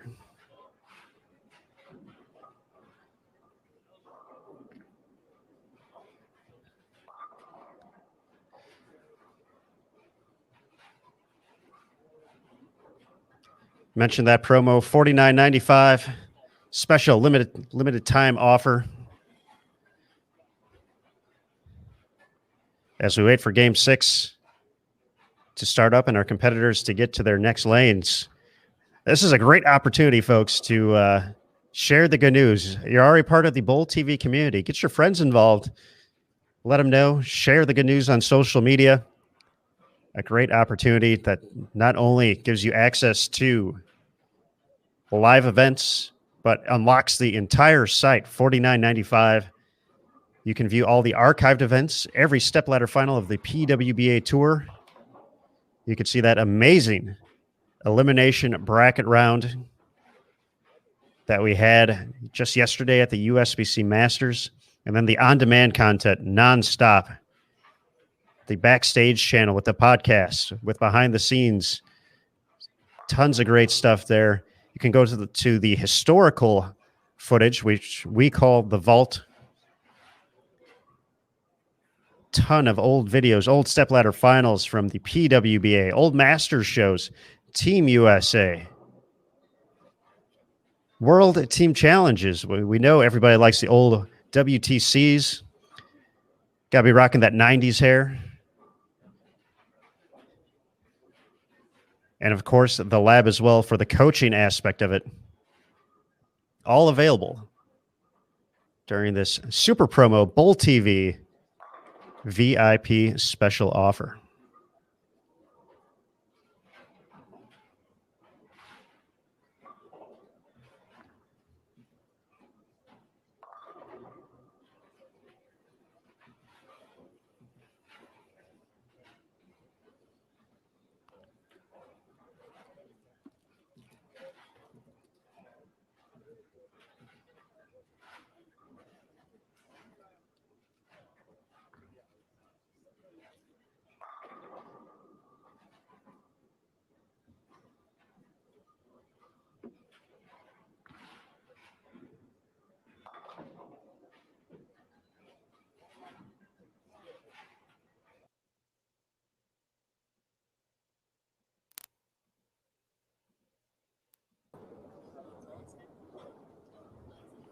All right, there's the announcements from Damon. We'll get back to the action here, folks. Head back to 55 and 56.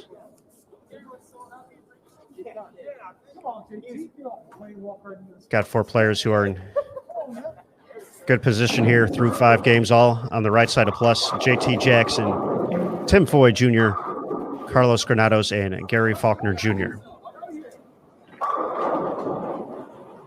Aaron, I got up to move some cameras around, and I see some chatter about pulses at Blue Pulse, Red Pulse, Jeremy Sonnenfeld. Was that you, or was that just something that's happening in the chat? That happened naturally. I mentioned Wesley Lowe 900, and then I mentioned Sun Valley Lanes, and then we got to Jeremy Sonnenfeld. So it was kind of a trickle-down effect. And I assume you mentioned that the actual ball that Jeremy used is on display there at Sun Valley Lanes? I had not. Yeah, it is. Yeah, so if you're ever in Lincoln, I mean, first of all, that place is immaculate. It's one of the probably top 5 finest bowling centers in the country. And John Lucido is one of my favorite people in the world and does a fantastic job managing that center and hosting so many events, including a PWBA event that's coming up in the first swing here in 2021. But yeah, if you ever are in the area, check out the center. And inside the center, if you go into the bar, that ball is displayed on a shelf. And it's still right there. I can't believe it's lasted that long, that nobody swiped it, because that was one of the all-time great bowling balls. I mean, that was my night block. I'm gonna go from 50 under to 300 over block ball. I'll never forget what I bowled a regional with Russ Hunt, and who at one point had the all-time high league average in USBC history. Really, really good bowler from Utah, and he led the first squad. I was crossing with him, and I was bowling terrible, and came back after lunch, took out the Blue Pulse, and by the end of the day, I had passed him, and he didn't bowl bad either. He bowled pretty well, and he was still in the top 5, but. He asked me at the end of the block. I didn't do much talking. I just let my ball do the talking. And he said, "What the hell did you have for lunch?" And I was like, "It had a lot less to do with lunch than this Blue Pulse."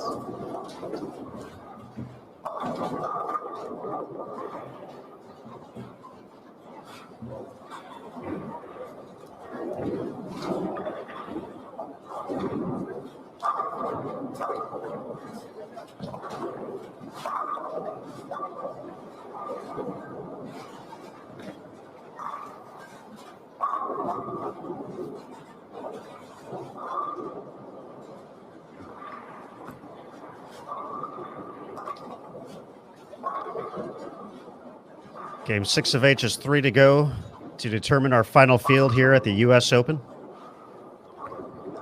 43 spots up for grabs.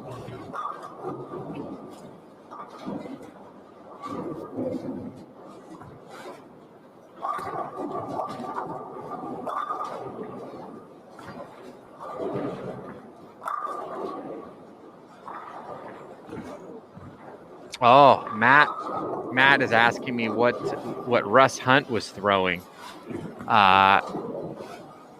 No, it was a green ball. I think it was a bolt. I think Russ was throwing a bolt. Do you remember that ball, Tim Mack? The bolt was very good. Here, let's put you on. Put that headset on. So we got Tim Mack in the booth, and so now ratings gold.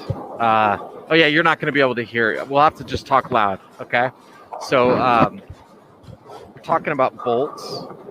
Yeah, listen, Storm made a bolt back in 1998. It was green. It was pearl green. It was bright green. It was a beautiful, beautiful pearl. And then they came out with the Bolt Pro. And I won the Kofum Classic with the Bolt Pro. It had a giant weight hole in it. I feel like I stick my whole fist in it. It was unbelievable. And a funny story about that. I was in Australia when I won this tournament there, and I got off the plane. I got on the plane. I won the tournament in Australia with the Bolt Pro, and I flew from Australia, from Queensland, right here to LA, and flew right in the day of the 1998 Masters, and it started here. I was 26 years old. And I remember finishing on the high end, the first 5-game block. I shot 11.35 for the first 5 games. And after 10 games, and I had just flown all the way across the country from Australia, I felt like, before Jason Belmonte was doing that every week. I was fourth in qualifying, after the 10 games. I qualified and made match play, and it was in this building.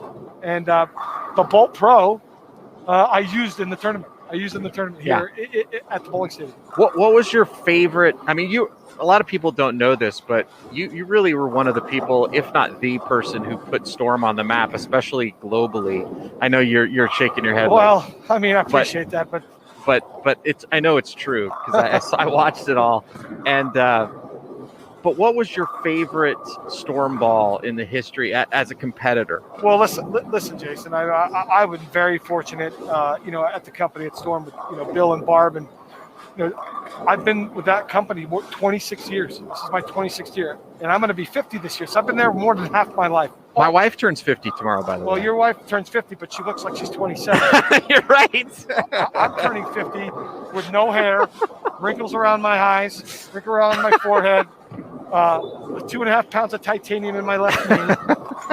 The list goes on and on and on. But we've been very fortunate at our company. We've got a wonderful people, wonderful employees, and a great R&D team. So we've made so many great products. And really, what we do at Storm is we're trying to find a ball for everybody's style, your style, my style, anybody that's out there watching Bowl TV style.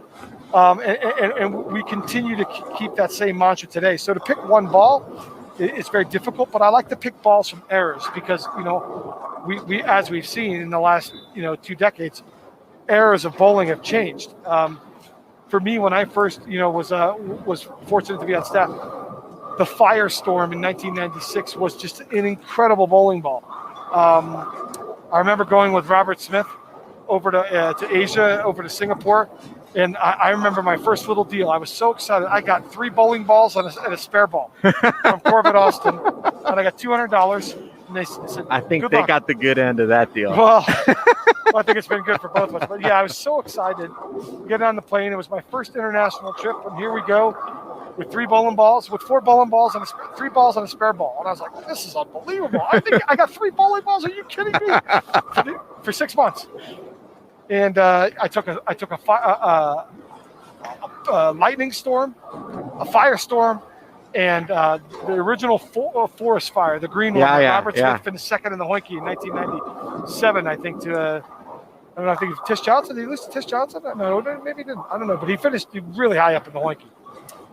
So I really enjoyed the Firestorm in like the mid 90s, and in the late 90s was the Lightning Storm, and the Black Thunder was like a staple. I remember making the show here in 1997 at the World Team Challenge. It was myself, Robert Smith, Barry Asher. No, excuse me, Barry Asher was not here, but Billy Rowe filled in for him, Mike Devaney, and Billy Myers Jr. And when we came out of the smoke, there's actually a funny video of it on TV or on YouTube. I do a cartwheel coming out. Oh yeah, I remember that. Yeah. We bowled in the top 3 and trying to win the World Team Grand Finals, and the Black Thunder was just an incredible bowling ball. If you fast forward a couple years, when technology started to change, and the asymmetrical side of bowling balls came out, to this day, I think the X factor that smelled like, and that's when we started to scent the bowling balls. When Bill Crispin started to scent the balls, it smelled like a Tootsie Roll. Here's the problem, Jason. I have a problem with chocolate. Like if I smell chocolate or I want to eat it, I just, I had a hard problem like not sticking my tongue out, and it smelled like a Tootsie Roll. So this Tootsie Roll of a ball I was throwing was just incredible, right? It was just the X Factor, and behind that, the X Factor deuce, the Chami ER, and the torque power. And then, you fast forward another 10 years, a staple made for everybody's been the High Road. It's been a great ball. The T Road Solid was a great ball for me. I remember bowling back-to-back 300s in Egypt with that bowling ball. I also made the 710 back-to-back in that tournament as well with that ball. So the T Road Solid was special. And to be quite honest with you, I haven't been able to bowl recently quite a lot. So it's been difficult for me. But one of the big tournaments that I came back and bowled, I really liked the virtual energy. It was a pretty green and gold bowling ball. And I won the Samho Cup. I remember with that ball. That was a great ball. Great ball. So I want to tell the story, Tim, that I don't think we've ever told on the air before. Sure. But it's the story of my retirement from bowling. And you're is anybody watching us right now? There's a lot of people watching right now. Because this is a great story, and it's the truth. It's a true story. It is. So many people say I embellish stories, but I know they get better as they get older. This is the God's honest truth. This is a truthful okay. story. So Tim, like you mentioned, Tim was is still good friends with Robert Smith. I grew up with Robert Smith in the same area in Southern California. He was just a phenom. He was incredible. But we were really good buddies. We were all in Robert's wedding. So Tim used to come out to California all the time and visit, and we used to hang out. We used to play golf, have a good time. Well, Joel Chafee hitting Robert with a golf ball. We'll tell that story next time. Oh my God. So I was bowling my last year in college. I joined the PBA, and I said I'm either going to get a real job or I'm going to go out on tour when I'm done. Right. But so I had joined the PBA that last year in college. And I wasn't a PBA member. I was just an amateur. No, right. So I was bowling very well, and then about midway through the season in the regionals, I got hurt. I pulled my groin muscle, and you've probably, I don't know if you've had that injury before, but it's not a good one. Yeah, it takes a while. Yeah, it takes a long time to heal. So I was starting to practice to get ready, to resume, the season. Sydney Lanes, yeah, I remember this. Yes. And so I was at Harley's Simi Bowl practicing, and I was just starting to feel pretty good again. And Harley Simi Bowl, for those of you who don't know it, it's a great little bowling center, but the scores were super high. So but what a wonderful little place. It is, yeah, and a great place to practice and get a lot of really good bowlers came from there as well. So it had a great junior program, but I was there practicing, and I just wanted to see the ball strike, right? Sometimes you need that. For all the bowlers that are out there watching, you need that too. Sometimes. Absolutely. So I go practice, and Timmy arrives in town, and Robert had the pro shop there at the time. And so I'm practicing, and I was bowling pretty well. I always keep score when I practice, so I just know where I stand, and I'm honest with myself. If I shoot 240 and I threw it terrible, I know, I need to work on some things. So I was bowling, and I was bowling pretty well, 230s, 240s, 230, 240, and I'm thinking, I'm feeling pretty good. I might be ready to get back out here and do well. And so Tim walks in with a pair of moccasins on. Yeah. No socks. I had a flannel shirt on too. And he walks in the bowling center. Yeah, flannel shirt. I sat and watched you for he did. And I was like, oh, I'm feeling pretty good, blah, blah, blah. And so Tim goes, hey, do you mind if I bowl a game with you? And I go, oh, you have your stuff here? And he goes, no, I'll just throw house ball. Right? And I was like, I think they're pretty easy. I want to see what I can do. It's okay. I go, okay, no problem. So he put Tim's name in. He picks up a rubber ball off the rack that didn't even fit his hand. That's true. And he shoots freaking 300 at me the first game with no practice. Oh. And I'm like, I'm done. I that's it. I can't. This guy is so freaking good, and these are the kind of guys that I'm going to have to compete against. There's no way I'm going pro. Oh, and man. so that was it. I made the decision right there. Even though I bowled regionals for another couple of months, that I knew right then that I was done. That was a lot of fun, man. I mean, I think I got lucky. I think there was a mechanic in the back that helped knock things over. But I did say, hey. I don't think so. I said, Robert, I think these lanes are pretty easy. Yeah. So I'm going to bowl a game with Jason. I think I'm going to bowl 300. But I didn't practice. He was throwing messengers all over the place. I didn't think I threw a messenger in like 6 games. He takes a black beauty off the rack. It didn't even fit his hand. It wasn't rubber ball. I don't even know what it was.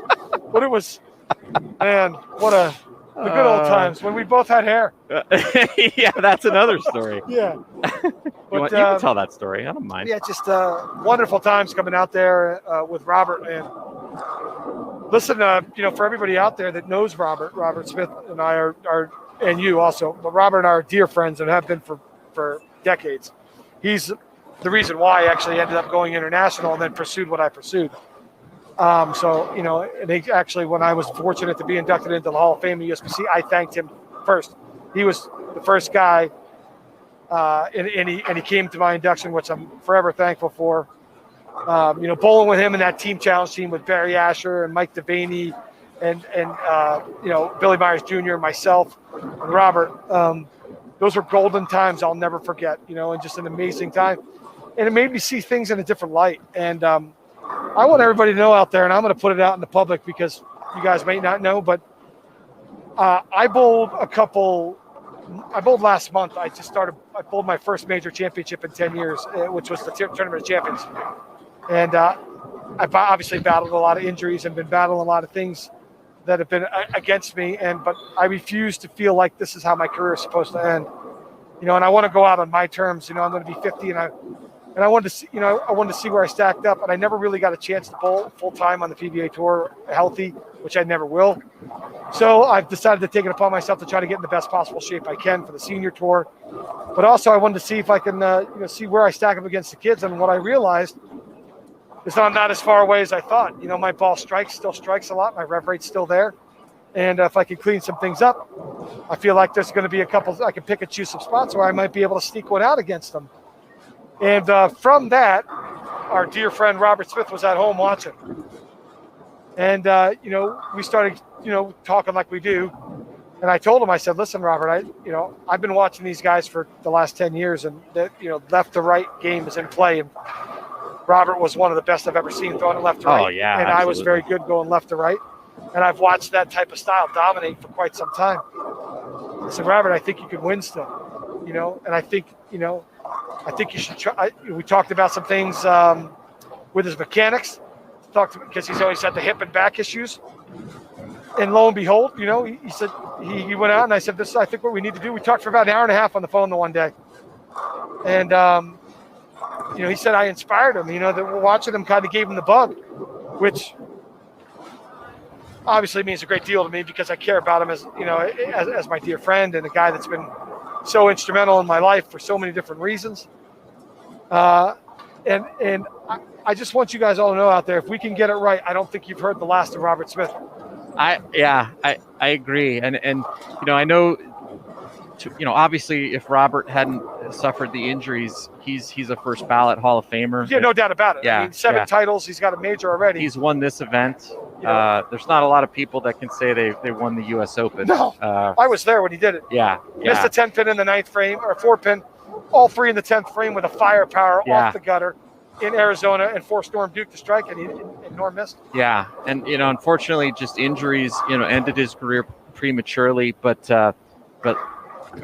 like you said, there are things you can do to mitigate those issues, and so I hope he's able to keep working on it and get back out here, because I know even towards the end when he was just a part-time player and he'd come out and bowl one tournament here and one tournament there, he would always be in the top 10 after the first day. For sure. And then his body would kind of let him down, and that's what would prevent him from winning. He's a special human being.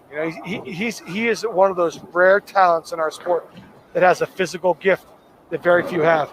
As I'm talking about that, I think Aaron just sent us over a score update for the 5 games here in the PTQ. If you want to update the people that are watching. Yeah, Aaron, you want to do a quick score rundown, and then we can bring Mike Flanagan in. He wants to join in on this conversation as well. Absolutely. JT, first before that, was Tim in moccasins when he shot the 300 on you? He was, yeah, okay, absolutely. Right. He did not have shoes or anything. He just I mean, it was ridiculous. It was a lot of fun, Aaron. It was the craziest thing I've ever seen. Fantastic stuff. Continuing to lead, Benjamin Martinez plus 183, Zach Tackett at plus 160, Christian Ascona plus 149, Dallas Leong plus 137, and Nolan White plus 131, your top 5 at the moment. Getting down to the cut line, Brandon Curtis from Manson, North Carolina, minus 71. So a 185 average at the moment is the cut number.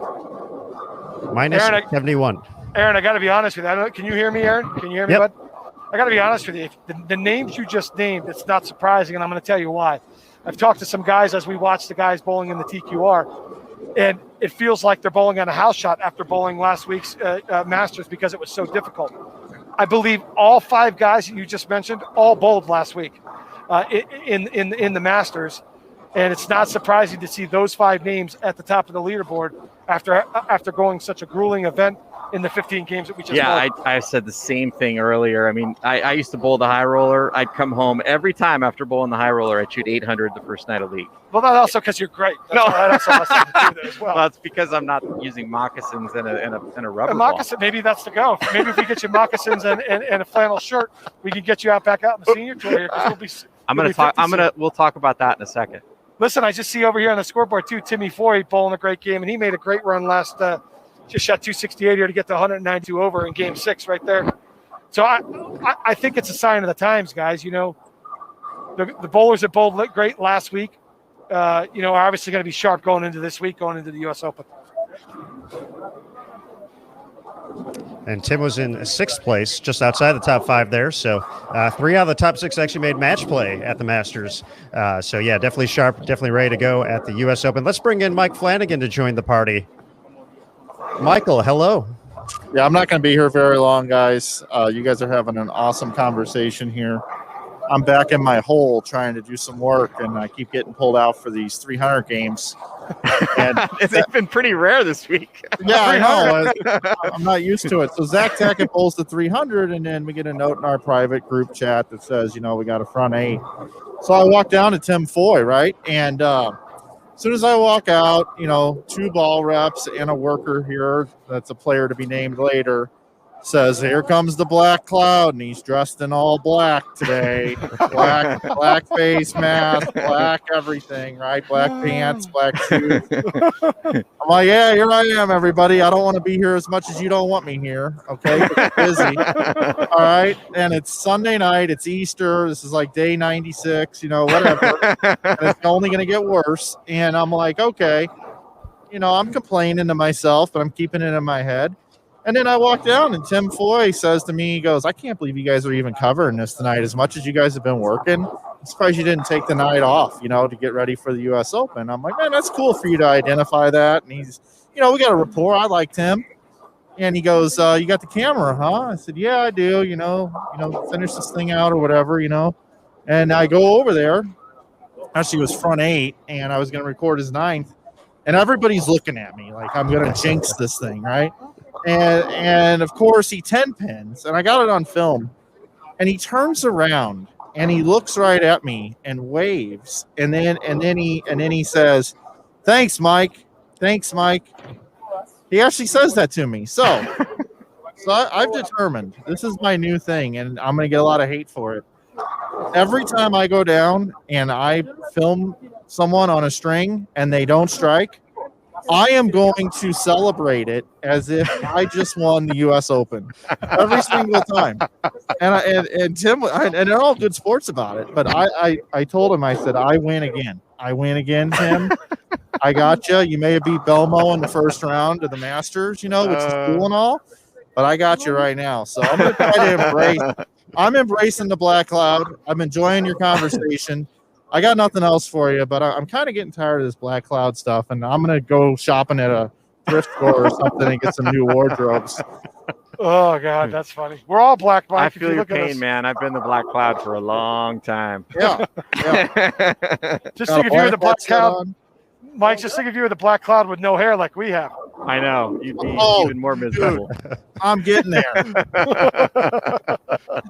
Anyway, you guys are doing great. The other thing I guess I should tell the audience is before we came on the air, We're like, yeah, tonight we're probably not going to do much commentary. We're going to kind of mail this one in. Just give the people what they want, 8 feeds. Just watch the PTQ. We'll do 2 resets a game.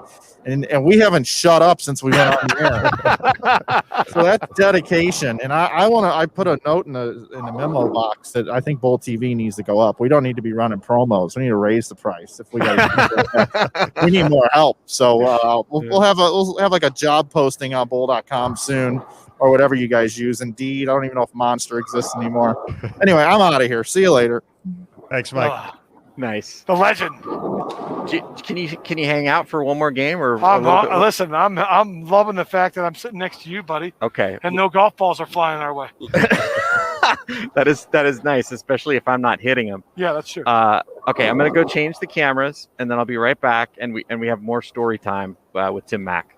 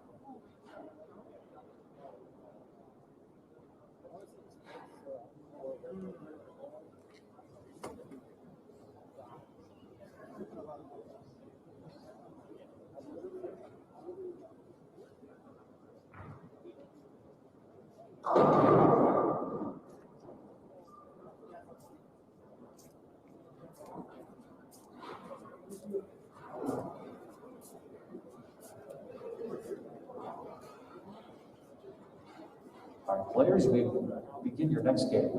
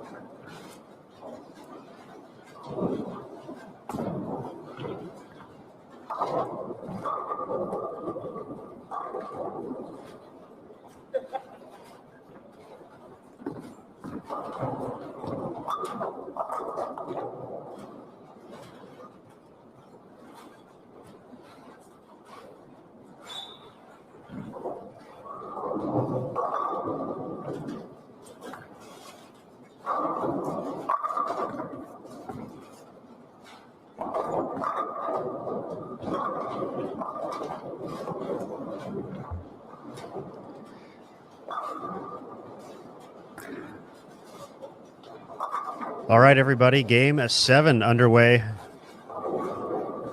We've watched this group a little bit earlier today, all in a great position to make it in the top 43 and advance.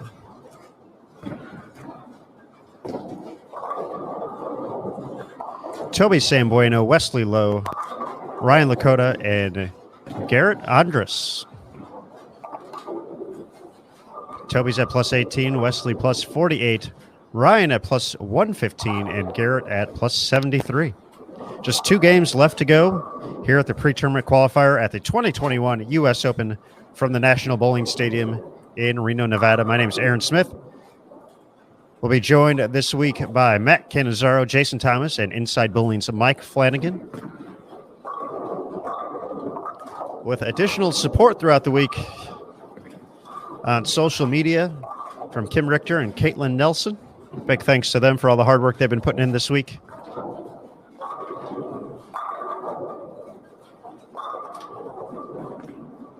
Be sure to follow the U.S. Open and USBC on social media.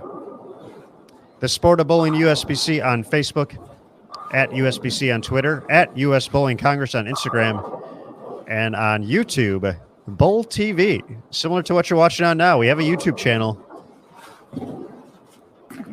along with the one, the only BowlTV.com.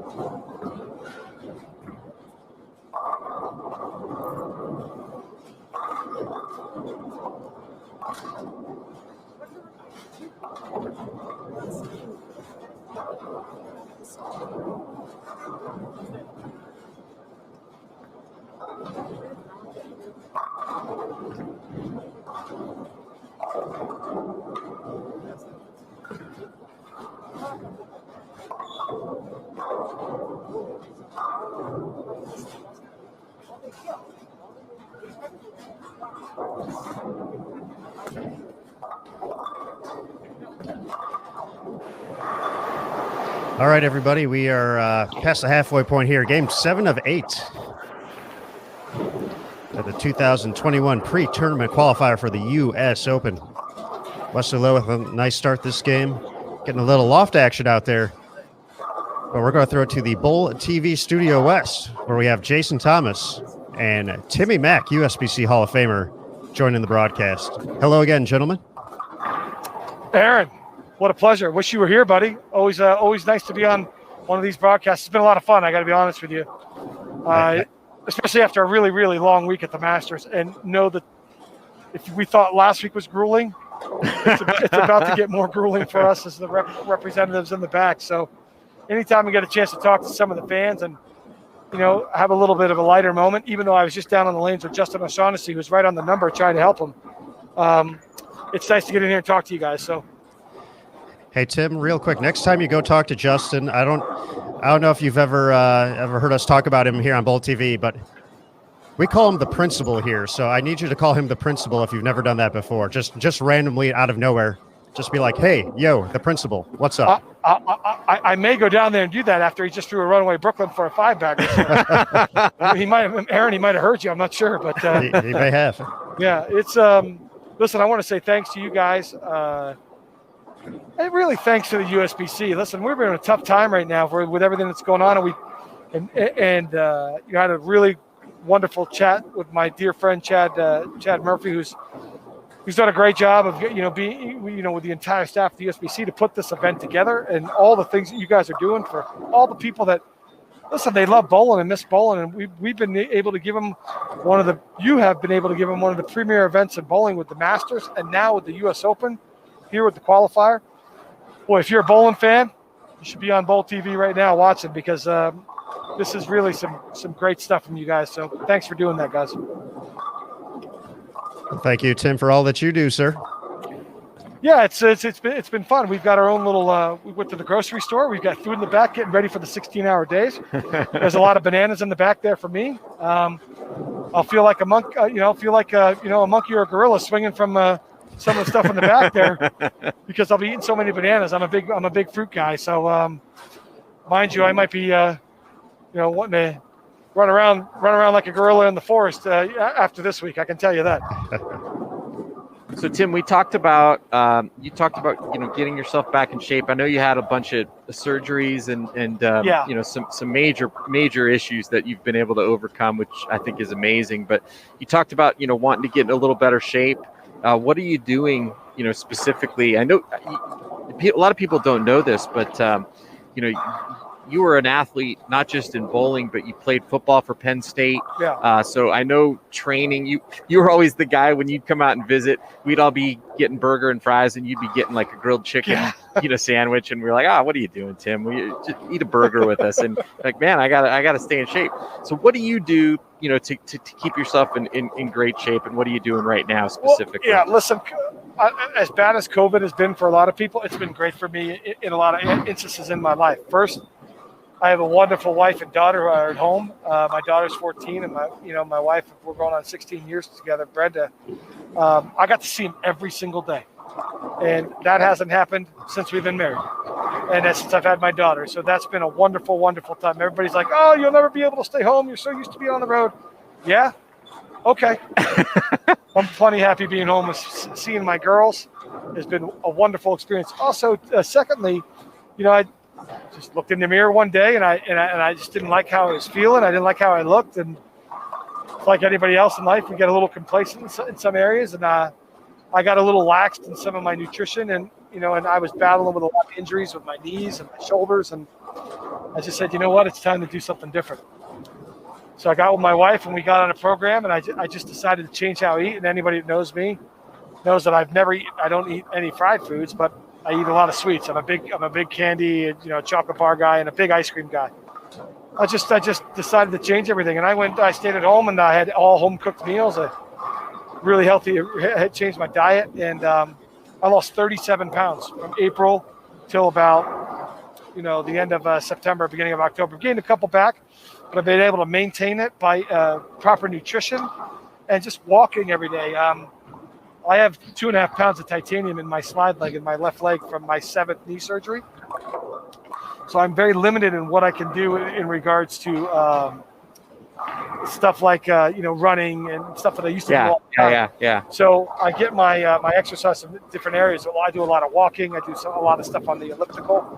And for me, because of my surgeries and all the osteoarthritis I have in my body, the dry sauna, the heat helps my body recover and also get ready for my workout. So I started averaging anywhere from 16,000 to 20,000 steps a day. In the month of May last year, I walked 181 miles. The month of June, I bumped it up to 210. The month of August, I bumped it up to 230 for the month. So I was averaging quite a number of miles, almost 8 miles a day, just walking. And with nutrition that and at that time, because COVID was the pandemic was so present, all the gyms were closed. So I wasn't going to the gym. Yeah. I was doing some stretching at home. I've carried this type of diet with me still. Very difficult on the road to do because I've just started the road again these last couple of months. But if you look at all the top athletes, all the top women professionals, and all the top men professionals, most of them are in really good shape. So you take your Danielle McEwen, you take your Shannon O'Keefe, take your Liz Johnson, who competed this incredible shape still. You've got to take care of the body that you have because bowling is a very physically demanding game. I think it gets lost, over time. The equivalent of a bowling one tournament is like taking a 16-pound sphere and swinging it nonstop and walking 6 miles. Now, if you tell the normal person off the street to take a 15-pound object, you have to swing it, never stop for 6 miles of walking. Let me know how you feel the next day. Let me know if you think bowling isn't a physically demanding sport anymore. Yeah, for sure. And I think health and fitness, health and food and diet, stretching and recovery are big things. Not only mentally but physically. You've got to believe in what you're doing mentally, and then physically you've got to be willing to take the necessary steps to push yourself beyond the boundaries. And I like people telling me things that they say I can't do it. It can't be done. They said I wouldn't be. The doctor said I probably wouldn't walk normal again after all the things I battled with my leg, and they said I would never. Probably my career was over, bowling. But I refuse to take that as an answer, and I'm going to do everything in my power to try to push forward so that I can continue to compete. So.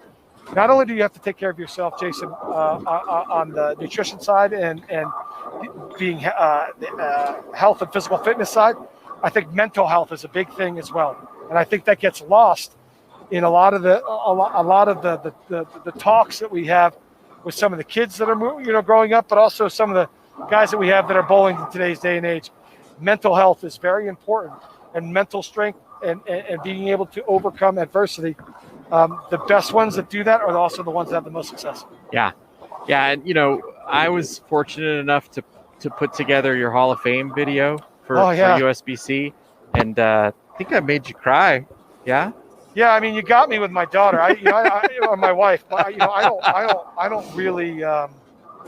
Listen, I'm a pretty emotional guy, but it takes an awful lot for me to get tears in my eyes, and my wife has been through with me. Obviously my family. It's just like anything else, Jason. People don't know what goes on behind closed doors. They don't know the struggles and trials and tribulations that people have and they have to go through. And I was a pretty good bowler for quite a long time, and and my mental frame of mind and my mental capacity are maybe as strong as ever. And my body was failing me.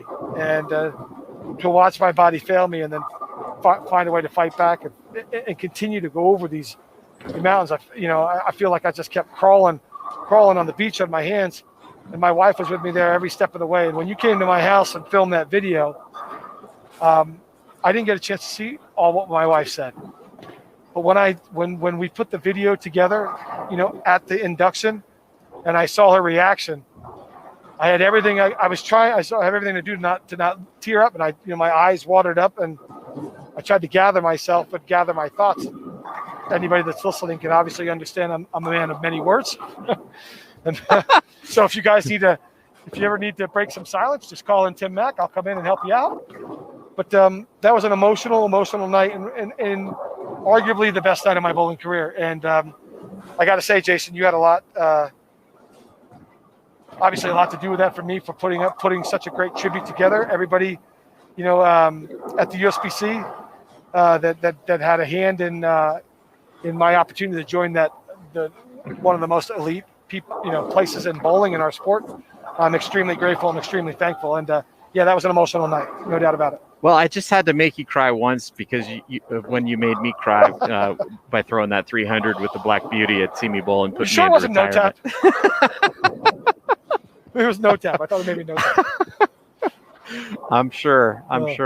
But yeah, I mean, that was an honor to be able to put your Hall of Fame video together, especially because we're such good friends and we have been for a long time. Decades. Yeah, but really, I think what people may not understand about you is, you were one of the you might have been the most famous bowler in the world at one point, in the world, and obviously won basically everything other than a PBA title. That's right. Yeah, right? That's right.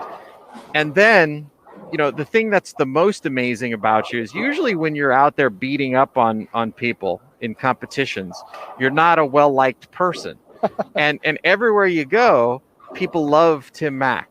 And I think the reason they do is because of your attitude, because you won't give up just because a doctor tells you you're not going to walk again. And that attitude is infectious. And I think that's why people gravitate towards you.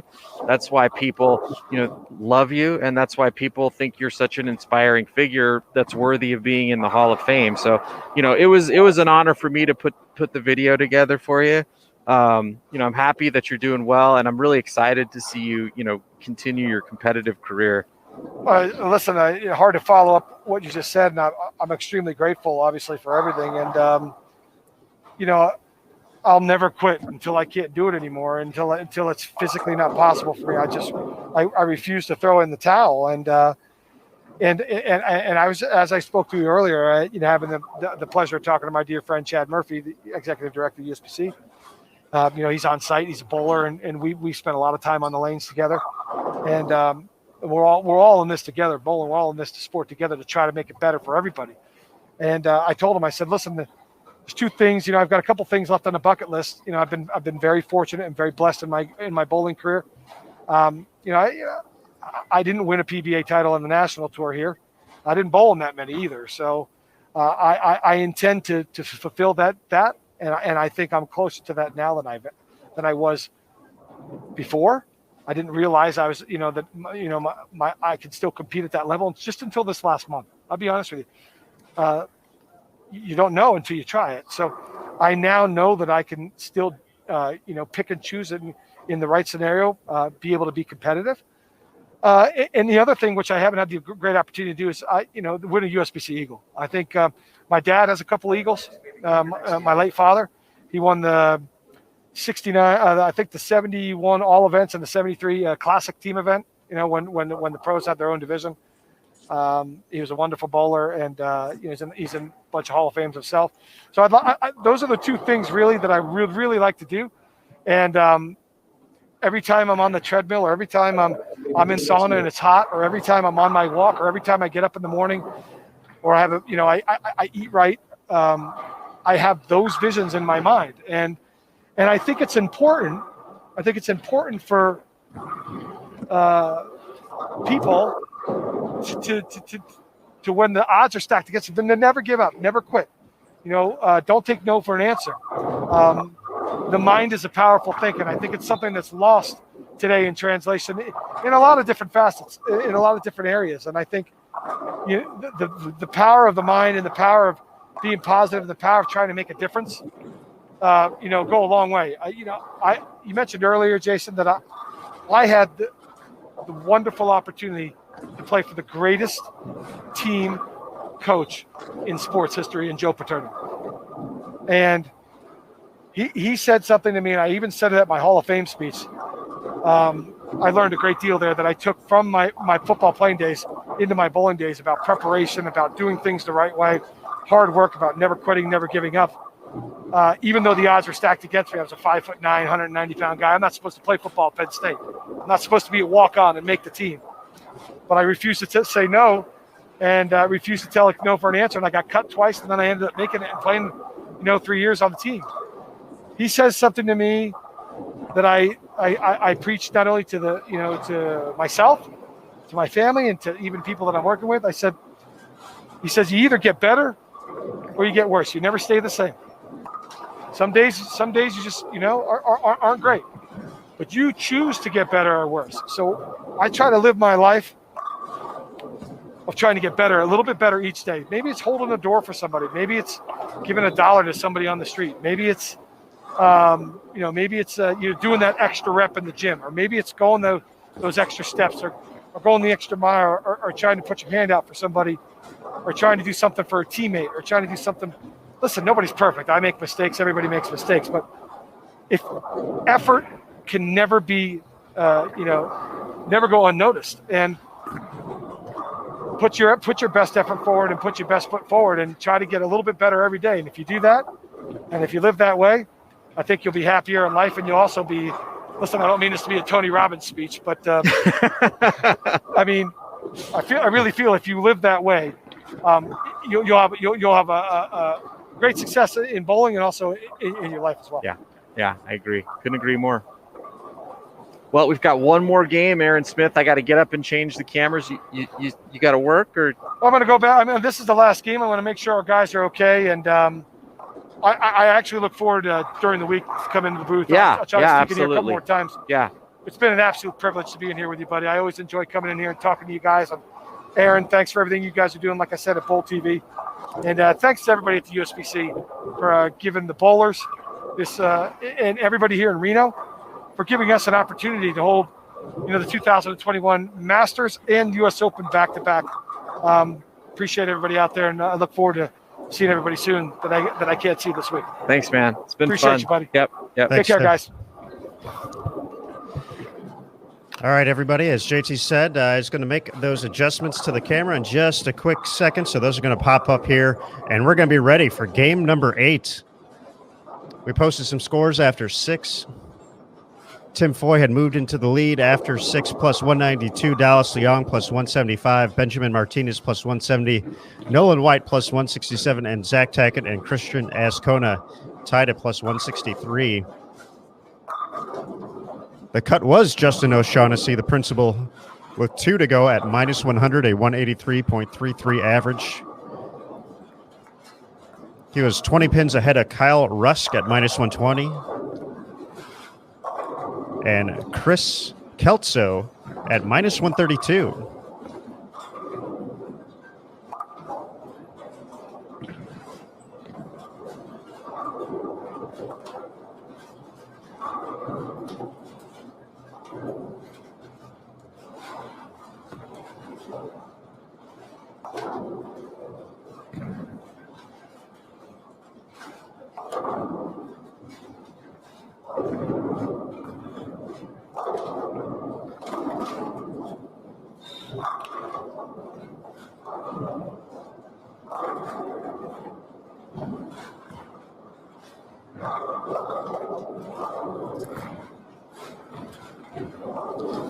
We're going to go ahead and take a look at a player right around the cut, see how they do this game. Justin O'Shaughnessy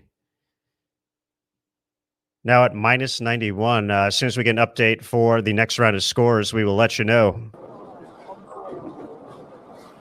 Early double so far for the principal. He's up there to your right. Some trouble in frame number 3. Brandon Curtis was the cut a couple of games ago, has moved in the right direction. He's at minus 55. Tim Grundler, minus 29, in good shape. And Dimitri Cruz, minus 87. So potentially a couple guys just ahead of the number. As soon as we get that update, we will let you know.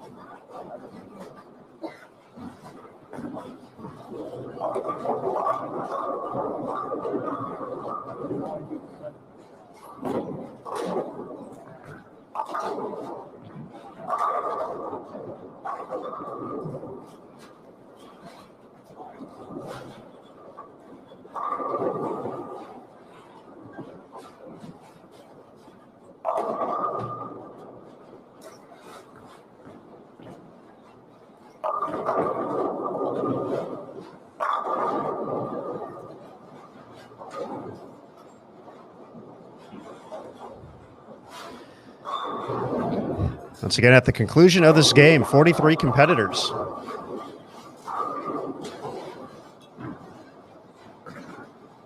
From the 53 on the lanes at the moment, we'll advance to tournament proper, and our 108-player field at the U.S. Open will be set. Those 108 players will be back on the lanes tomorrow for the official practice sessions. They will have 4 opportunities to see the 4 different lane conditions that will be implemented throughout the course of the 2021 U.S. Open at the National Bowling Stadium. And then the tournament will kick off with 3 8-game blocks of qualifying starting Tuesday, 11 a.m. Eastern for that, 8 a.m. local time with A Squad. After 24 games of qualifying for all competitors, the top 36 will move on to day 4 in pattern number 4. Make it to the cashers round. They will bowl another 8 games for 32 total. The top 24 from that will advance to round-robin match play, and then 24 round-robin match games to determine the 5 players for the stepladder finals, April 11th, Sunday, 2 p.m. Eastern, 11 a.m. local time on Fox Sports 1, just like the Masters was today. Congratulations to Thomas Larson once again for his outstanding performance throughout the week and finishing off with the title here in Reno. Let's bring JT back in a moment.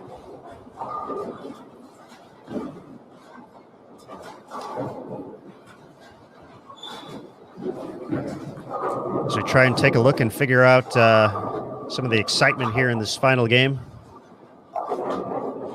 Once again, a few guys on this pair potentially in the number, but a good game certainly would not hurt them here.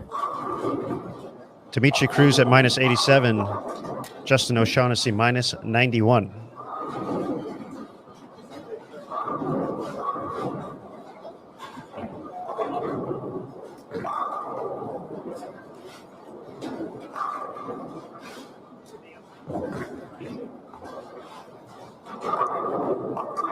All right, let's bring in JT once again, Jason Thomas. Hello again, sir. There he is, JT. Great chat with Timmy Mack. I feel that was all unscripted and wasn't planned and like, hey, come in for 2 games. He literally just sat down next to you and started talking. That was some great stuff. Yeah, no, he's always fantastic. He's always ratings gold, and he's just such a, as I mentioned in that last little bit, just such an inspirational guy, and really cool to talk to. And anybody. He's been with Storm for a long time. Anybody would be lucky to have him, helping their team. He's like a coach on the field. He's Rudy in the flesh. He's just an inspiring guy. So it's always fun to get to talk to him. And we've got some great stories, of growing up and, throwing the ball. And he was one of the best, and still is. I would not be surprised to see him get that PBA 50 title. Couldn't agree more. Tim Mack, great ambassador, one of the greatest ambassadors for the sport of bowling that has ever existed. Score update after 7. Leading the way now, Tim Foy Jr. at plus 217. Zach Tackett at plus 201. Christian Ascona plus 193. Carl Wahlgren from Sweden has gone 279, 257 in his last two games to get to plus 170. He's tied with Benjamin Martinez. That's your top five right now at plus 170. Currently 25 players plus. And the cut number. We had a big jump this game, JT. It was minus 100 heading into this game. The cut is now minus 132, which belongs to Trent Mitchell of Chicago, which is a 181.14 clip. Ahead of him, currently in the standings, Eric Jones, Justin O'Shaughnessy, Tom Burns, Robert Calvano, and Dimitri Cruz. All of them are from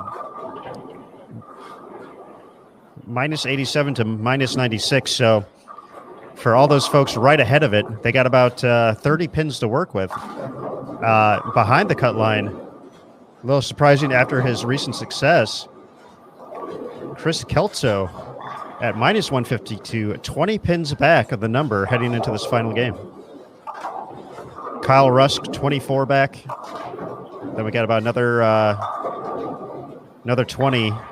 Andrew Kearney at minus 171. Yeah, we mentioned during the Masters last week that that's not a cut you want to miss because, you know, there's so many players that get in, and then once you make it into the cut, you know, everything's back to zero. But this one's not a cut you want to miss. I mean, you never want to miss any cut, but this is a rough cut to miss because, you know, there's not a lot of players that are going to be cut. And then, you know, it's your chance to bowl in the U.S. Open. I mean, that's I've gotten to bowl it once, and you know, someone in the chat said, I can't believe you remember who you crossed with in the U.S. Open in 1993. I remember everything about that event. I mean, it was so memorable because it was so important. It meant so much to me to get to compete in it. So, you know, it's really really rough to have to miss this cut, and unfortunately a few folks will experience that tonight and not get to compete once we get underway in a couple days.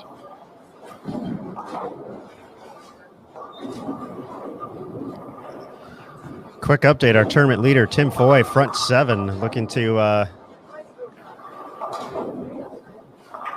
secure that top spot. Once again, it's as long as you get in, as you mentioned, JT, that's the main goal, but nice to have a little confidence see your ball strike here at the NBS. David Haynes on 75 and 76, also with the front six to kick things off. He was at plus 33, so in good shape as well.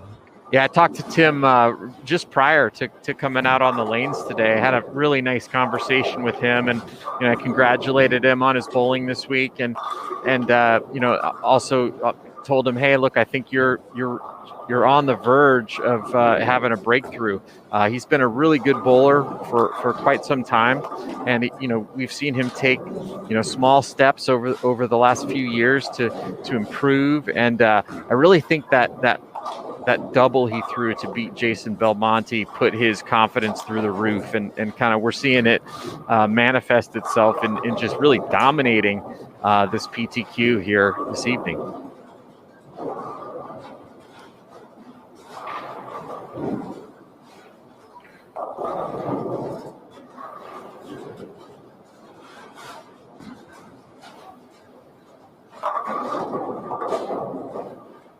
.710 sneaking in there for Dimitri Cruz, but that five-bagger before, it's probably going to keep him pretty safe. Let's go ahead and switch the channels here. We're going to go to the high end of the house. Going to make the move and see what Chris Kelso is up to.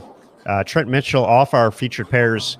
He is the cut, as we mentioned, at the moment at minus 132. We'll follow along on live scoring, but we'll go ahead and head way on down to Bowl TV 8, as we affectionately call it, 71-72. There's Chris up on the right lane and 210 after three in a row.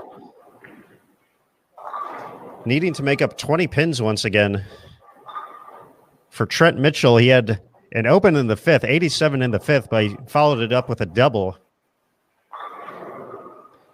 If Chris can run this down, he can still find himself in the 240s this game.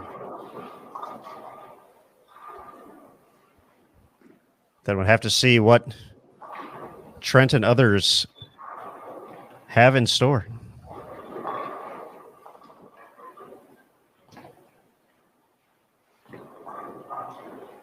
Tim Foy up to 8 in a row. Means an automatic call to Mike Flanagan, folks. Poor Mike. Tim, a second chance here at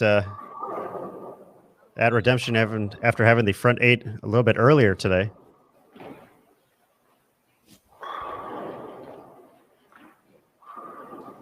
I'll tell you, being that person that has to go out and film the 300 game, it's a thankless job. Mike mentioned it and joked around about it, but it's so funny because if you miss the 300 game, you would never hear the end of it. You know, it's like, you just had one job, buddy. What are you doing? How could you possibly miss it?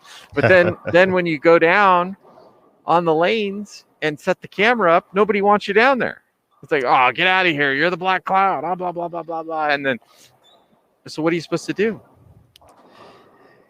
It's fun. I've been in that situation before where I've had folks just say, hey, we're going to be mad at you if you stay down here. And I'm like, well, my boss is going to be mad at me if I don't. So, well, not only your boss, but if they go and bowl the 300, they're going to be mad, right? Because they want it on social. They want to be famous. Everybody wants to be famous. So what are you supposed to do? Secretly, I think they enjoy it. They don't always admit it. I know it's actually pretty fun. And you know what's funny is I did it for a long time, and I'm sure I'll get to do it again. But it's really the way that I've built relationships with a lot of folks over the years is getting to know them by hanging out down on the lanes. But I do have a rule. Aaron, you know what the rule is, right? Go ahead, JT. The rule is you don't talk to anybody unless they course. talk to you first. That is the rule. So if you're an aspiring black cloud and you want to come out here and work at one of our events, that is the one rule. You do not speak unless they speak to you first. And the funny thing is, some people, you go down there and they hide, like they don't want to see you. They don't want to know you're down there. They stay as far away from you as possible. And then some people, you go down there and you can't shut them up. They just want to talk to you. They just want to tell you what's going on and tell you about what they had for lunch. And it's like, buddy, you're shooting 300 here. Don't you want to go concentrate and go sit down and gather your thoughts? But no, they just want to chat.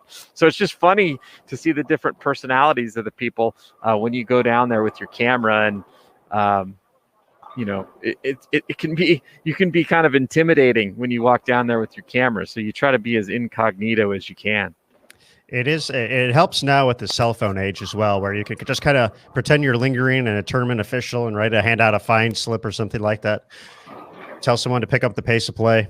And we'll head over there for Tim's 10th frame in just a moment. We're going to get Chris's 9th frame here. He could still get to 224. For Trent, he's on a 196 pace, which would be potentially enough for Chris to go around him if he's able to get it. Great shot there.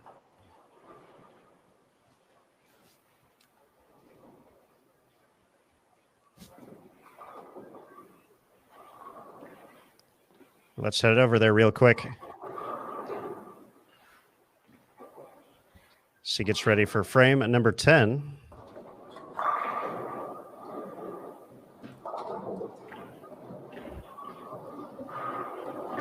So got shots here, or fill ball from JT Action Jackson. Trent spared in the 9th, so he can still get to 205. So depending on what Trent does, way down on 17 and 18.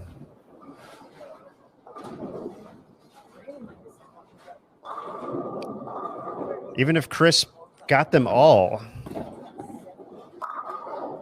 if Trent strikes out, he's going to stay ahead of him.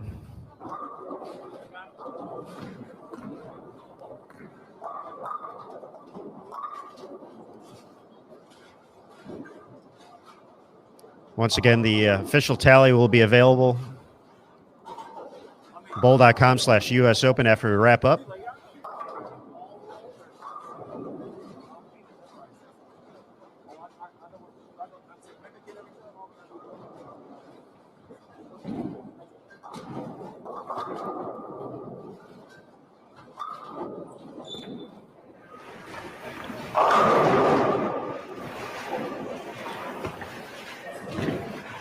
First one in the 10th for Tim. And I think he's yelling at Mike right now. That he has to be yelling at Mike. He has to be yelling at Mike. Oh, Mike. Oh, there he is. Yes, he's in the shot. He's in the shot. This is the greatest moment in PTQ history.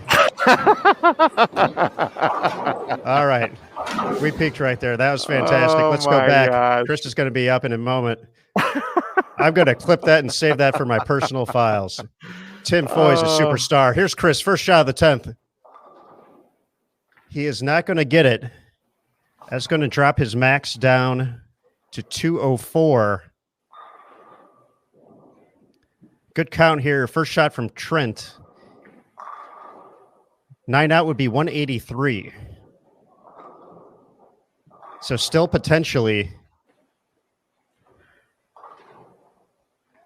could get there, spare and a strike on the fill ball, but would need some help from Trent. This is, of course,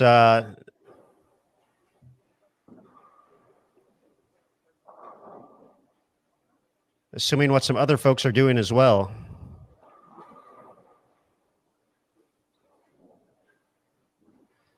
Tim Foy is my new favorite bowler right now after that.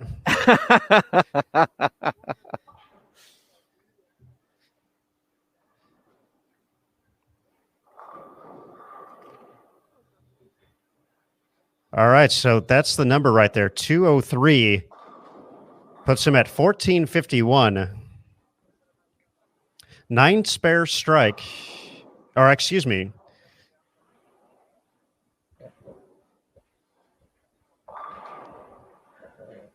So any type of mark for Trent, and he should be good to go.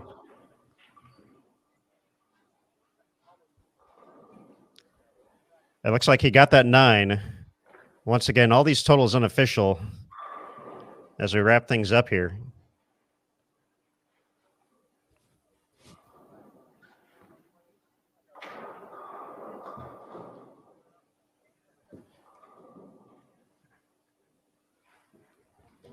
Got some bowling on lane cam 4. Let's go to that real quick before I bring in Mike Flanagan for this epic moment in live stream history.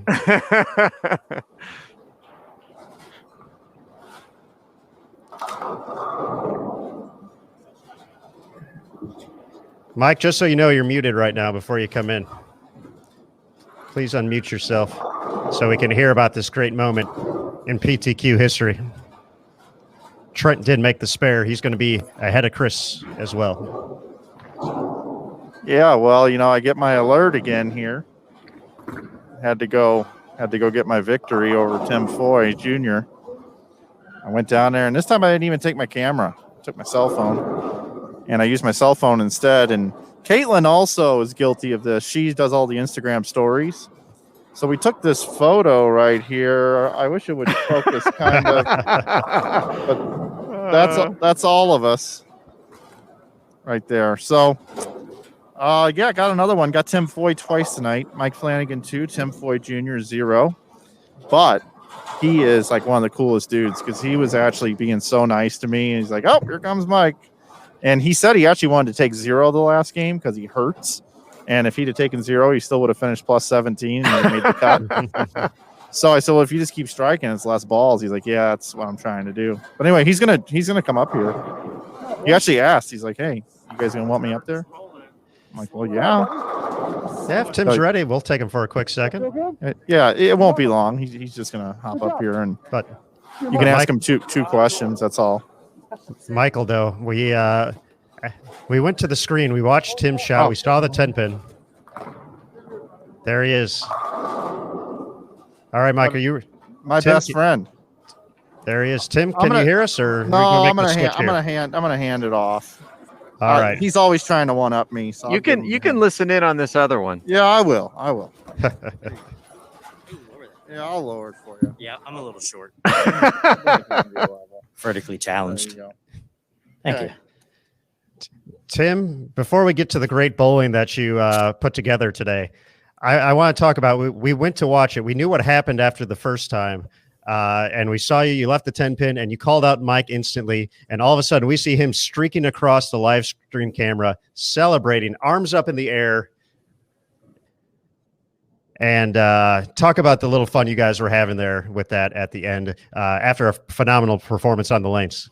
Well, last time Mike was around, I immediately stone 10 pin. So because he had his camera out, I think I was working. I think I had front eight that game. And then this game, he shows up after the 8th frame. So naturally, I say hi to him because I was like, "Hey, Mike, what you doing here?" When I knew. So then in the 9th frame, again, no, 10th frame this time, Mike's got his camera out. You know, he black clouds me. So it's okay. When Caitlin was around doing the shots, I struck.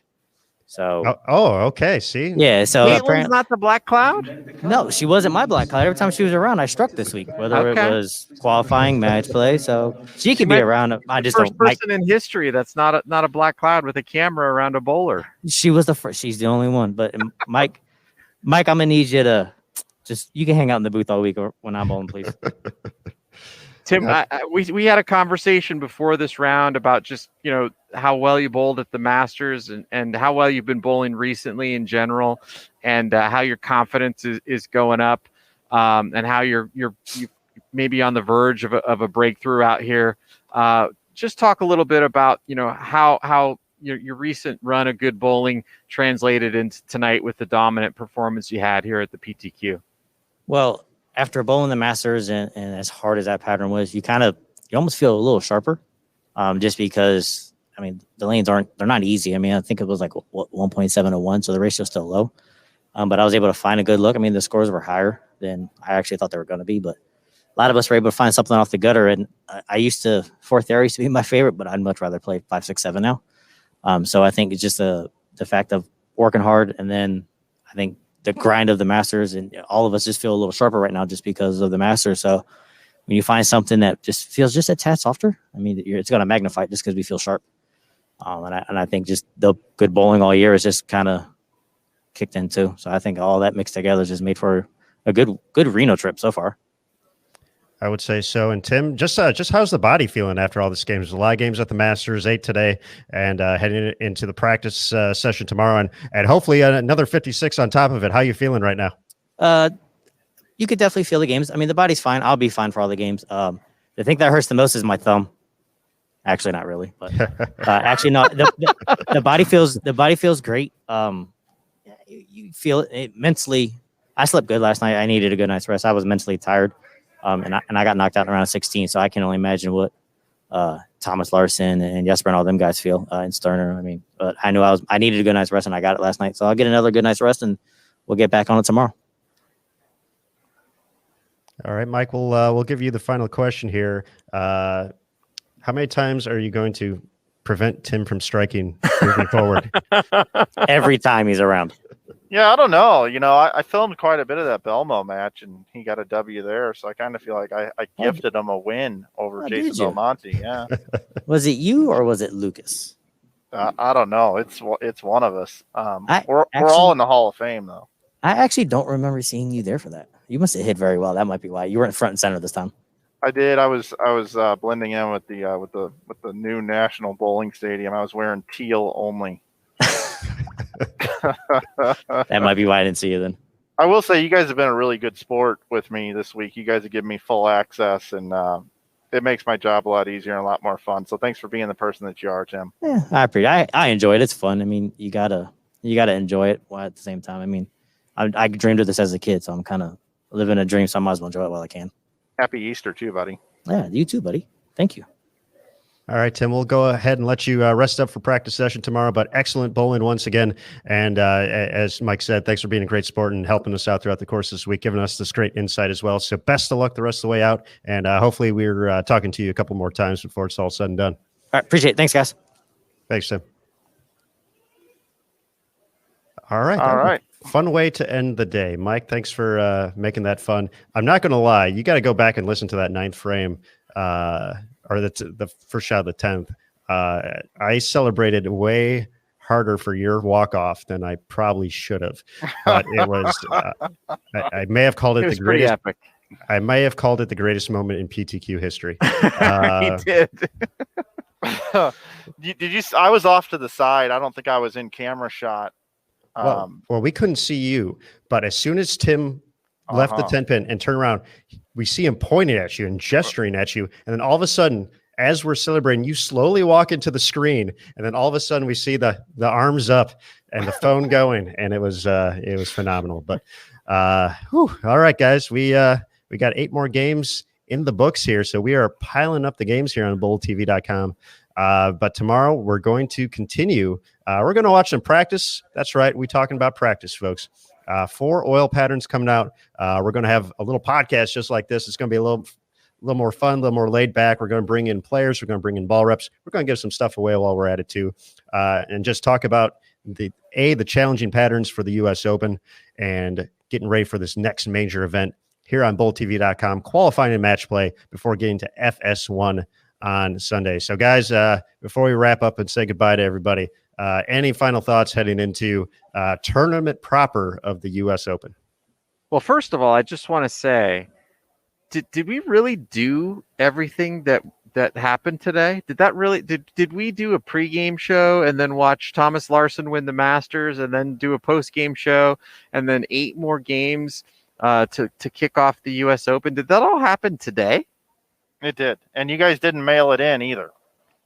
I thought this one was getting mailed in, and it might have been the best stream we had. We're just getting warmed up. We are just getting warmed up. It's U.S. Open time. Now, U.S. Open, I said the Masters is my favorite event. This one is my second favorite event. It is a totally different type of event, though. If you ask all the players which event they want to win, and you can only pick one, all of them want to win this event. It is the most important event for the players to win, because if you win this event, it means that you are a legit player. No, there are no flukes that win the U.S. Open. And so it's a huge event. I can't wait to see what happens here this week. The players are probably pretty tired from that Masters. I mean, that was a rough, brutal condition that they bowled on, but they've got, tomorrow to practice a little bit, get a little bit of rest. Most of them had today off as well, but I can't wait for it to start. 1.5 practice sessions tomorrow. I'm going to guess a lot of players are going to bowl for 45 minutes and hang it up with as fatigued as they may be. I could see that as well. Gotta save it, because hopefully you're bowling 56 games. I mean, that's the goal from the rest of the U.S. Open. Make it to the Casters round, make it to match play, and hopefully the top 5. But folks, I'm refreshing. I haven't seen the cut number just yet. So we will let you know, or actually we probably won't stay on air for it, but bowl.com/US Open. We'll have it posted on social media as well. So the Sport of Bowling USBC, at USBC on Twitter and at US Bowling Congress on Instagram. We'll have that number for you. But we're going to go ahead and call it a night so we can get rested, get ready for practice. That's right, folks. Practice tomorrow. Giveaways as well. We got stuff to give away. So one every session. So for Matt Cannizzaro, Mike Flanagan, Jason Thomas, I'm Aaron Smith. Have a great evening, everybody. We'll look forward to talking to you again tomorrow from Reno, Nevada, the National Bowling Stadium. And that's going to do it. So, folks, for Bowl TV, remember, bowl. Oh, wow. After all that, I got so close to the end. Remember, bowling lives here. We night, never everybody. mail it in. Never mail it in. We may mess up, but we never mail it in. Good night, everybody.